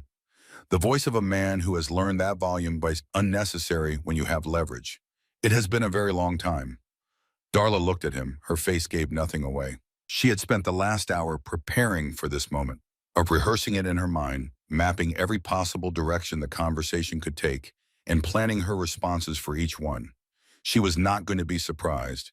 She was not going to be afraid. She was going to let him talk. "I do not believe we have met," she said. Her voice was steady as stone. Saurin tilted his head, a practiced gesture of mild amusement. "No, not directly. But I know you, Darla. I have known about you for 12 years. The young woman in the motel room. The one who found something on her doorstep that she should have left outside." His pale eyes moved to Nola. The girl pressed closer to her mother. Soren's gaze rested on the child for exactly 2 seconds, then returned to Darla. "And now there is a child. Life goes on, families grow, people build things they would very much like to keep." The threat was so smooth, so perfectly embedded in ordinary words that a stranger listening might have heard nothing but polite conversation. But Darla heard it. She heard every razor hidden in every syllable, and she let it land, let it sit in the air between them.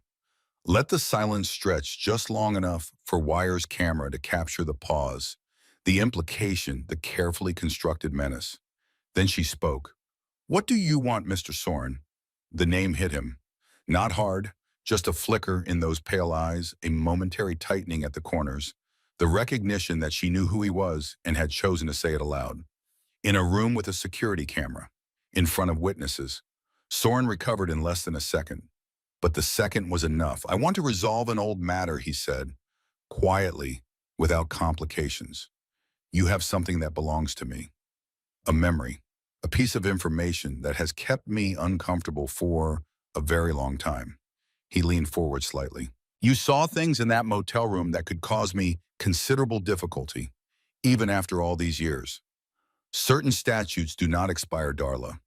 Certain witnesses become more dangerous with time, not less." Darla held his gaze. She did not blink. She did not shift. She sat in that chair with her daughter pressed against her side and let the man who had ordered the near murder of Raven sit 3 feet away from her and threaten her with the calm conversational tone of someone discussing a property dispute. And she let him keep talking because every word he spoke was being recorded, every implication, every veiled threat, every admission that he knew what had happened in that motel room 12 years ago and that his presence here tonight was connected to it. "I am a reasonable man," Saurin continued. He spread his hands in a gesture of openness that was as false as his smile. "I do not want unpleasantness. I never have. What happened in Las Vegas was a business matter that got out of hand. People were hurt who should not have been hurt. I regret that." He paused. The pause was theatrical, timed, but regret does not erase risk. And you, Miss Calloway, are a risk I can no longer afford to leave unaddressed. One of his men shifted his weight, a subtle movement barely perceptible, but it changed the geometry of the room. The man was now positioned between Wire's corner booth and the front door, blocking the sight line, crowding the space. Mr. Harlan gripped the counter. His face was gray. Darla felt Nola trembling against her side. She placed her hand over her daughter's hand and squeezed once. A signal, an anchor. Then she did something that Saurin did not expect. She leaned back in her chair, not forward, not into the confrontation. Back, away from it, creating space, projecting the one thing that a man like Saurin could not calculate for because it did not exist in his vocabulary. "Calm, Mr. Saurin," she said. Her voice carried across the diner with a clarity that made Mr. Harlan look up and Wire adjust his phone angle. "You drove 400 miles to sit in a diner in Flagstaff and tell me that you are uncomfortable. That is a long drive for discomfort." Saurin's smile flickered. "Let me tell you what I think," Darla continued. "I think you sent a man to hold me on that highway tonight. I think you have been watching my house for 3 weeks. I think you tracked my schedule at the hospital. And I think you are sitting here right now because you believe that a single mother working 2 jobs in a small town has no one to turn to and nowhere to go." She leaned forward now. Just slightly, just enough. "But you are wrong about that," Saurin's eyes narrowed. For the first time, the practiced composure cracked by a fraction. Not enough for a casual observer to notice, but Darla was not a casual observer. She was a woman who read vital signs for a living, who could detect a 1-degree change in a patient's temperature from across a room, and she saw the crack the way a geologist sees a fault line. Something in the room had shifted. Soren felt it before he understood it. His man nearest the door felt it too. He turned his head, slightly scanning the room with new urgency. The kitchen door, the back hallway, the corner booth where Wire sat with his phone aimed and recording. "What did you do?" Soren said. The softness was leaving his voice. The civility was peeling away like paint in the rain, revealing something harder and colder underneath. And that was when Nola moved. She did not plan it. There was no signal from Darla, no instruction, no choreography. She simply felt the moment the way children sometimes feel things with an instinct that bypasses logic and goes straight to the heart of what matters. She slipped off the chair. Her small feet hit the tile floor without sound. She walked around the table past her mother's reaching hand, past the edge of Soren's careful geometry, and stood directly in front of the man who had come to threaten everything she loved. She was holding something. The sketchbook, open to a page she had drawn earlier that evening while the bikers told her the story of her mother and Raven. A drawing in colored pencil on cheap paper done in the unsteady but earnest hand of a 9-year-old artist. It showed a big man in a leather jacket with a gray beard and stern but kind eyes.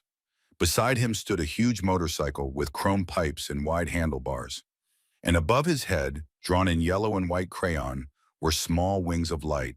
Not biker wings, angel wings, the way a child imagines protection. Nola held the drawing up. Soren looked down at her. His pale eyes, which had been calculating and controlled, went blank for a moment. The blankness of a system encountering an input it was not designed to process. Nola spoke. Her voice was small but clear, the way a single note played on a piano can fill an entire hall. "Are you the bad man who wants to hurt my mom?"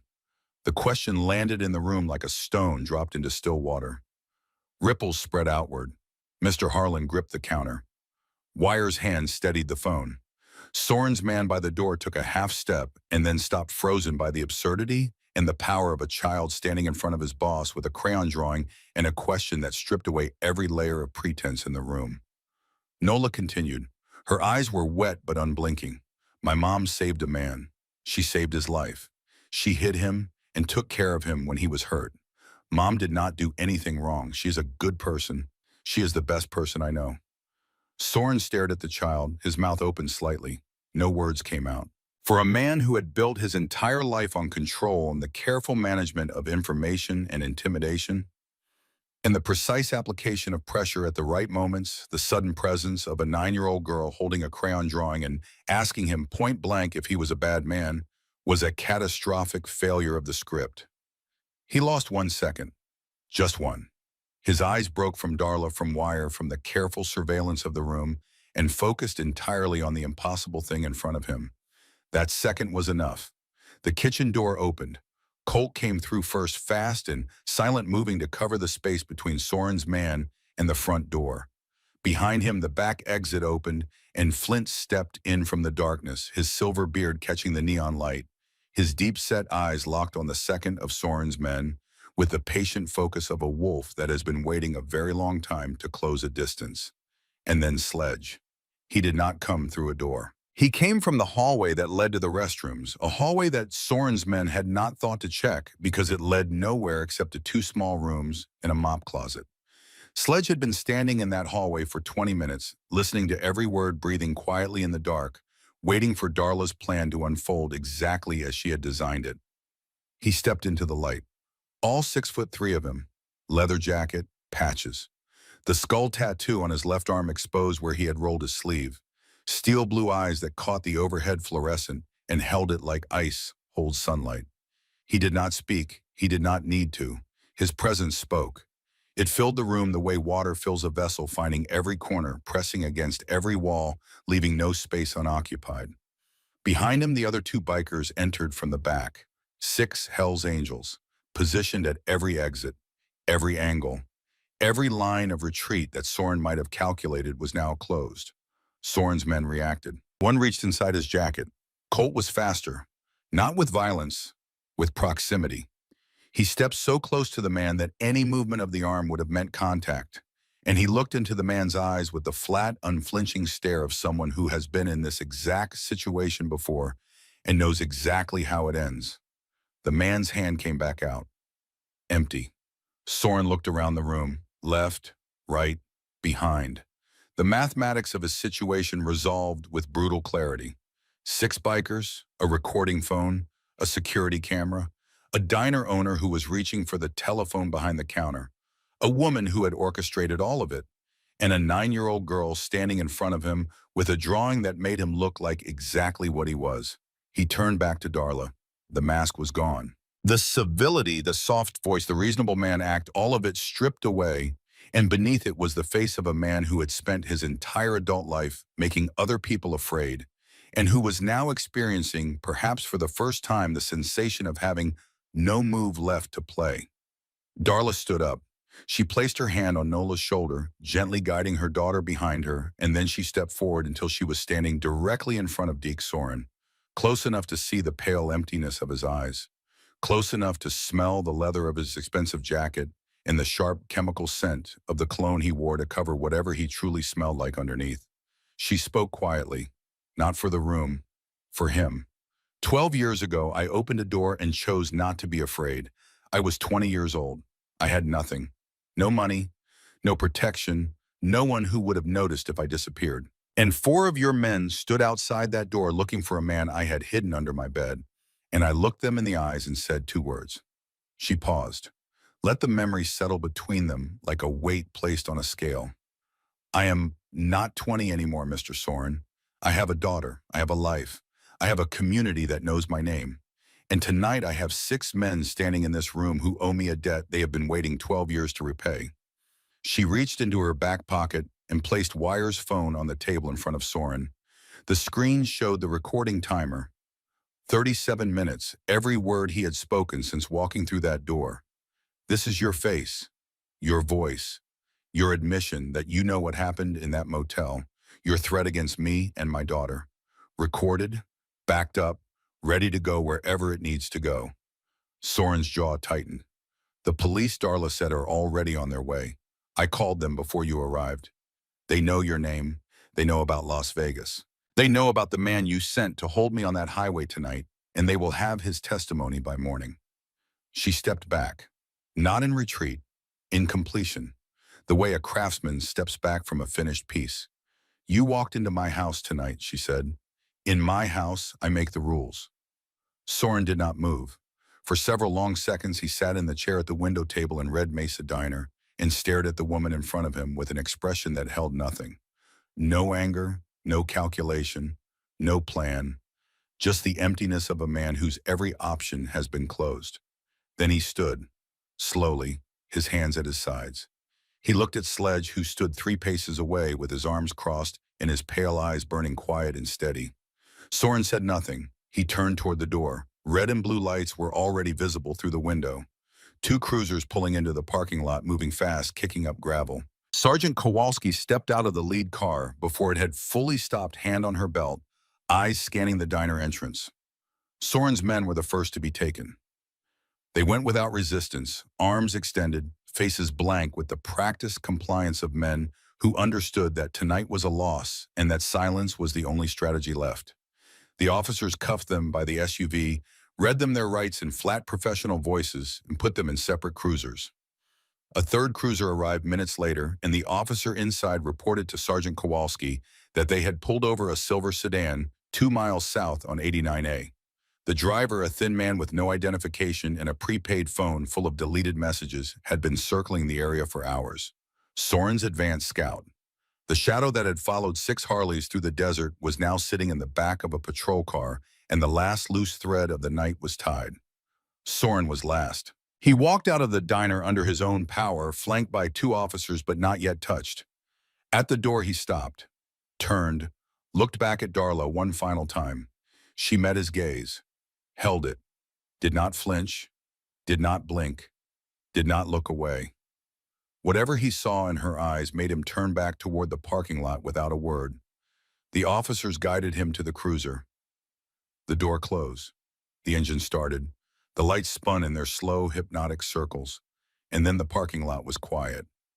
Mr. Harlan exhaled so hard, his whole body deflated behind the counter.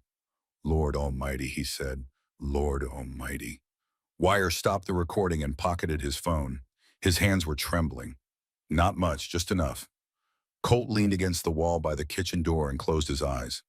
Flint stood at the back exit and ran both hands through his silver beard, a gesture that seemed to drain the last of the tension from his massive frame. Sledge had not moved. He stood in the center of the diner arms, still crossed eyes on the parking lot, where the cruiser's taillights were shrinking into the distance. He watched until they were gone. Then he turned and looked at Darla. She was holding Nola. The girl had her face buried in her mother's shirt, and her small body was shaking with the silent, heaving sobs of a child who has been brave for as long as she can and has finally reached the end of her capacity. Darla held her the way she always held her, tight, complete, as if nothing else in the world existed or mattered or ever could. Darla, Sledge said. She looked up. Her eyes were wet. Her face was drawn with exhaustion. But behind the tiredness and the tears, there was something else. Something that looked like iron. You did that, Sledge said. Not us, you. Darla shook her head. We did it together. Sledge almost smiled. The almost was important. It was as close as he got. Yeah, he said. Together. The diner settled into a new kind of quiet, not the tense electric silence of before. Something softer, something that felt like the air after a thunderstorm, when the rain has stopped and the wind is dead and the world smells clean and new and grateful to still be standing. Mr. Harlan brought coffee. He did not ask if anyone wanted it, he just brought it. Cups for the bikers, hot milk for Nola, a glass of water for Darla. He set them down on the counter and stepped back and stood there with his hands folded over his apron, looking at the people in his diner with an expression that mixed bewilderment and admiration in equal measure. 10 minutes passed, maybe 15. The kind of time that does not count, itself that simply exists between one thing ending and another beginning. And then from outside came a sound, a single engine, not the collective thunder of the pack. One motorcycle, coming from the south. The sound grew steadily, a deep, rolling baritone that was different from the Harleys parked behind the building. Older, rougher. The voice of a machine that had been ridden hard for a very long time and had earned every scar on its body. Sledge heard it first. His head turned toward the window and something changed in his face. Not surprise exactly. More like the confirmation of something he had set in motion hours ago and had been waiting to see arrive. He said one word. Here. Flint straightened from the wall. Colt opened his eyes. Wire pocketed his phone and stood. Outside, a single headlight swept across the parking lot. The motorcycle that pulled in was a Harley but older than the others, a vintage Softail with a weathered black tank and chrome that had been polished so many times the plating was thin enough to show the brass underneath. It was covered in road dust. Not Arizona dust, different dust. The kind that comes from crossing state lines, from riding through the night without stopping, from covering distance as fast as metal and fuel and inhuman endurance will allow. The rider killed the engine. The silence that followed was enormous. He dismounted slowly. He was not as tall as Sledge, not as broad as Flint. He was lean, wiry, with the ropey musculature of a man who has spent his life doing physical work that never ends. His hair was dark shot through with gray at the temples, and he wore it long enough to touch his collar. His face was weathered in the way that desert faces are weathered by sun and wind and time, and the kind of experience that leaves marks deeper than wrinkles. He wore a leather jacket, old, broken in. The patches on it were faded but legible, and on his left arm, visible where his sleeve rode up as he removed his helmet, was a tattoo, a skull wearing a helmet, sharp wings spread wide, every line deep and dark. And on the right wing, so small, you would miss it if you were not looking for it, a tiny chip where the line deviated from its path. A flaw, an imperfection, a sneeze preserved in ink from 12 years ago. He walked to the diner door, opened it, stepped inside, and stopped. Because Darla Calloway was standing 10 feet away from him, and she was looking at him, and on her left wrist, visible where the sleeve of her jacket had been pushed up during the long hours of this impossible night, was the same tattoo, smaller, faded, but identical, down to the chip on the right wing. The man and the woman looked at each other across the small diner in Flagstaff, Arizona, and 12 years collapsed between them like a bridge falling into a river, leaving nothing but the two banks and the empty space where the time used to be. His name was Raven.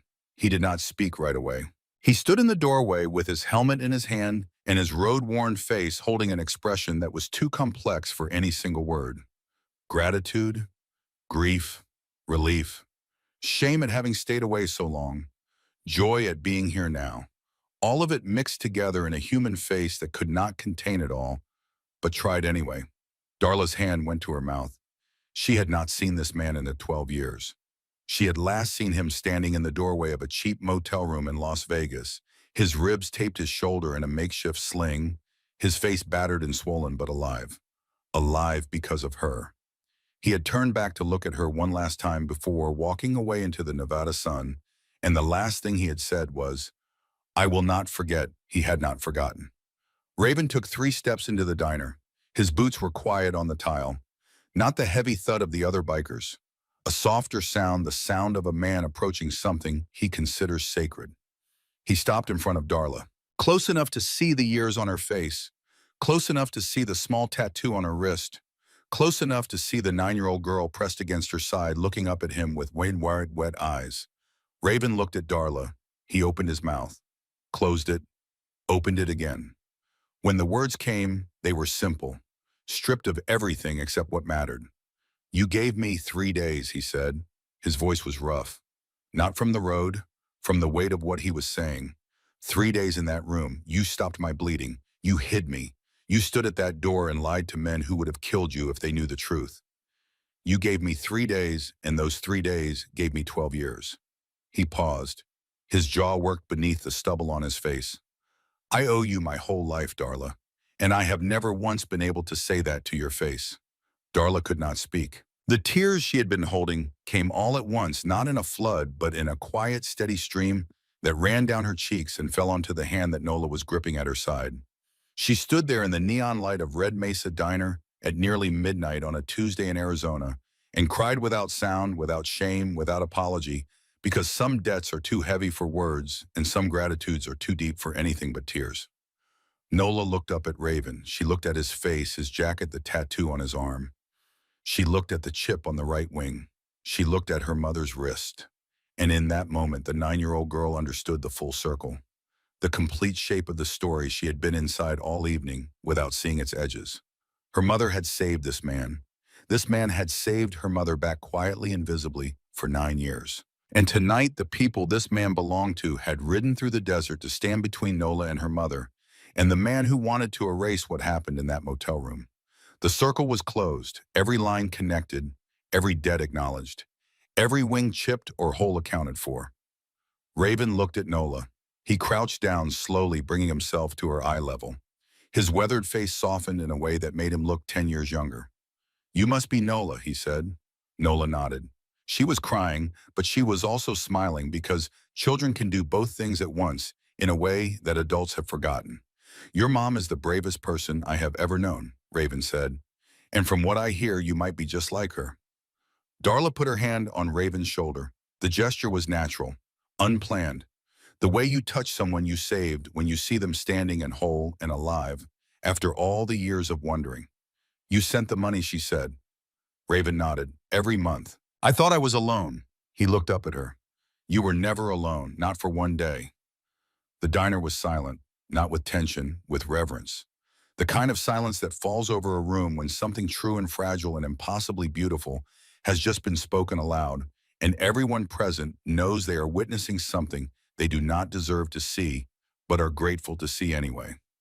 Sledge broke the silence the way he did everything, simply. "Time to get them home," he said. The bikers moved. Engines were started. Helmets were donned. Formation was discussed in quick, low words and settled with nods. 7 bikes now, instead of 6. Raven rode at the rear behind Sledge, his vintage softail, adding its deeper, rougher note to the collective thunder.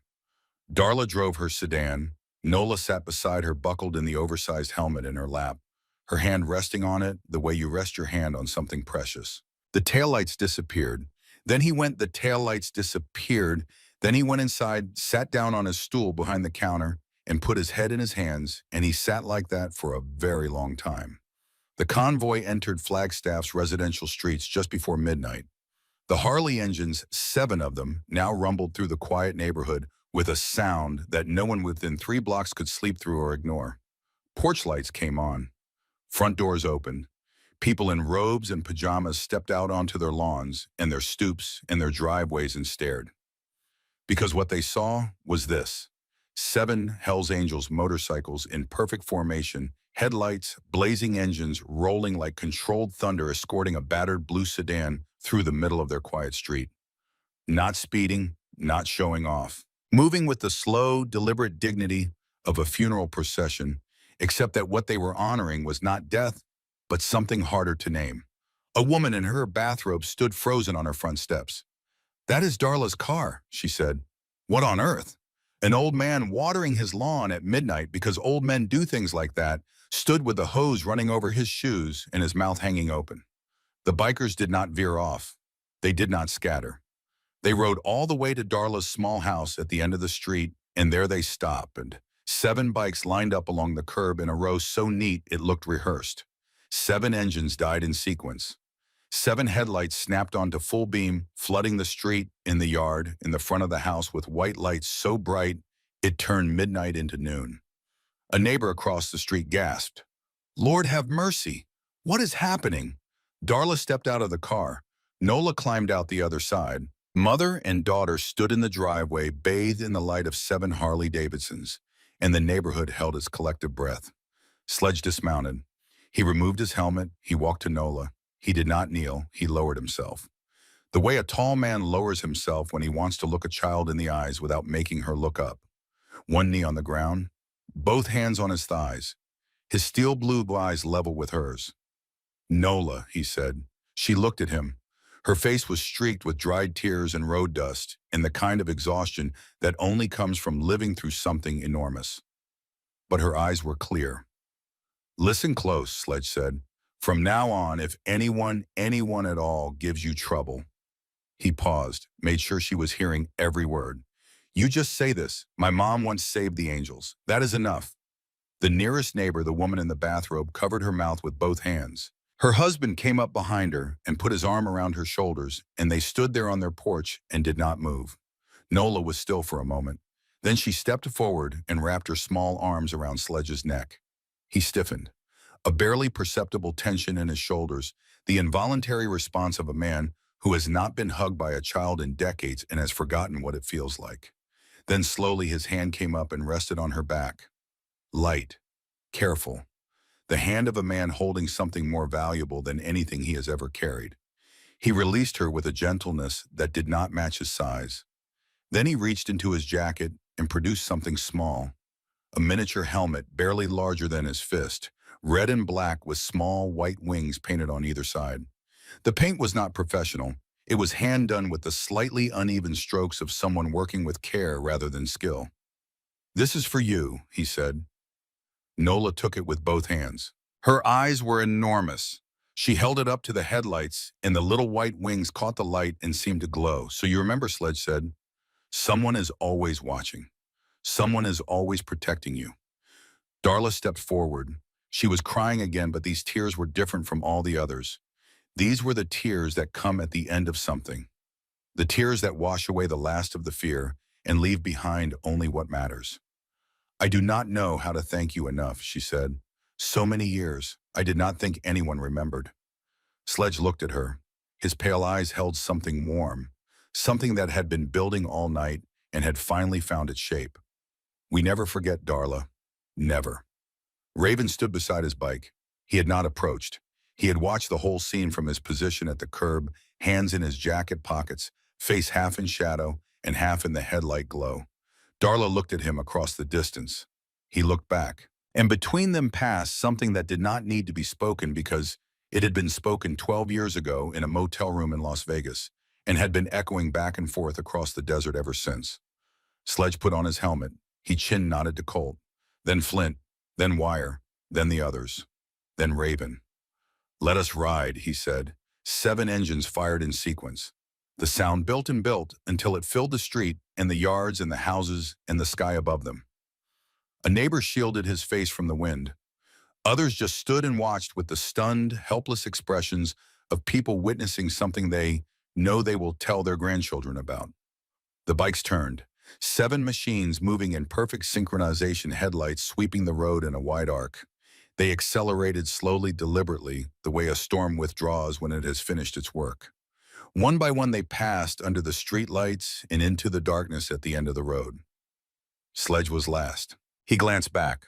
One look, 1 second, long enough to see Darla and Nola standing on the front lawn, the old patch scarf in Darla's hand, the miniature helmet in Nola's, the two of them holding each other in the fading glow. He nodded, slow, deep. Then the Hells Angels disappeared into the Flagstaff night, and the sound of their engines faded like the last note of a song that has been playing for 12 years and has finally reached its resolution. Low, strong, free, loyal, grateful. Inside the house, Darla turned on the living room light.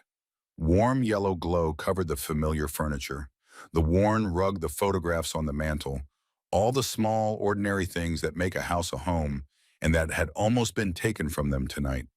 Nola sat beside her mother on the sofa. She lifted Darla's left wrist gently and looked at the tattoo. The skull, the wings, the little chip on the right side where the needle had jumped 12 years ago because a man sneezed. "Mom," she whispered, "I am not scared of this tattoo anymore." Darla smiled. The smile was tired and tender and held the weight of everything that had happened and everything that would come after. "Really?" Nola nodded. Her eyes sparkled in the lamplight. "I feel proud, because it is the tattoo that good people gave you." Darla could not speak. She pulled her daughter close and held her, and the two of them sat like that for a long time in the warm light, saying nothing because nothing needed to be said. After a while, Nola slid off the sofa and went to her room. She came back with a pink diary with a cat on the cover. She opened it to a new page and picked up a pencil and wrote in her careful, uneven 9-year-old script, "My mom once saved the Iron Angels." Darla read the words over her daughter's shoulder. Her hand went to her mouth. Her shoulders trembled, not from pain, from a pride so deep it felt like it would crack her open. Nola picked up her colored pencils and sat on the floor. She opened the sketchbook to a fresh page and began to draw. Darla leaned close to watch. Under the warm light, a picture appeared on the paper. A big man in a leather jacket with a gray beard and stern but kind eyes. Beside him, a massive Harley-Davidson with chrome pipes that gleamed. And above his head, drawn in yellow and white crayon, small wings of light. "This is Mr. Sledge," Nola said softly. "I think he is like a superhero." Darla laughed through her tears. "Yeah, baby, I think so too." Nola colored every line with the focused intensity of a child who knows she is making the most important drawing of her life. When she was finished, she held it up and studied it critically. "Mom, do you think Mr. Sledge would like this picture?" Darla stroked her daughter's hair. "If he saw it, he would be so proud." Outside, the desert wind blew gently against the windows. The cold night air of Flagstaff carried the scent of pine from the peaks and sage from the flats and the distant mineral smell of red earth cooling under stars. Darla gathered her daughter in her arms. They sat together on the rug in the warm light, surrounded by the drawings and the diary and the miniature helmet and the patch scarf and all the evidence of a night that had changed them both in ways they would spend years understanding. "Thank you, Mom," Nola whispered, "for saving Uncle Raven. If you had not helped him, who would have helped us tonight?" Darla held her tighter. Her tears fell into her daughter's hair. "I just did what I thought was right," she said. "And tonight they did right by us." Near midnight, Nola climbed into bed. She pulled the covers to her chin and placed the miniature helmet on the pillow beside her, its little white wings catching the moonlight that slipped through the gap in the curtains. Darla tucked her in, smoothed the blanket, brushed a strand of hair from her forehead. "Mom," Nola called softly. "Yes, baby. I think from now on I will not be scared of the dark anymore." Darla cupped her daughter's cheek. Her hand was warm. Her eyes were gentle. "Why not love?" "Because I know that somewhere out there, someone is always protecting me." Darla smiled, a smile that held every fear she had ever carried and every hope she had ever sheltered and every act of courage she had ever performed, from a motel room in Las Vegas to a diner in Flagstaff to the small bedroom where her daughter lay safe and warm and brave. She turned off the bedside lamp. Moonlight filled the room, soft in silver painting, gentle shapes on the wall. Nola lay still, listening to the wind outside, feeling the peace of the small room settle around her like a blanket.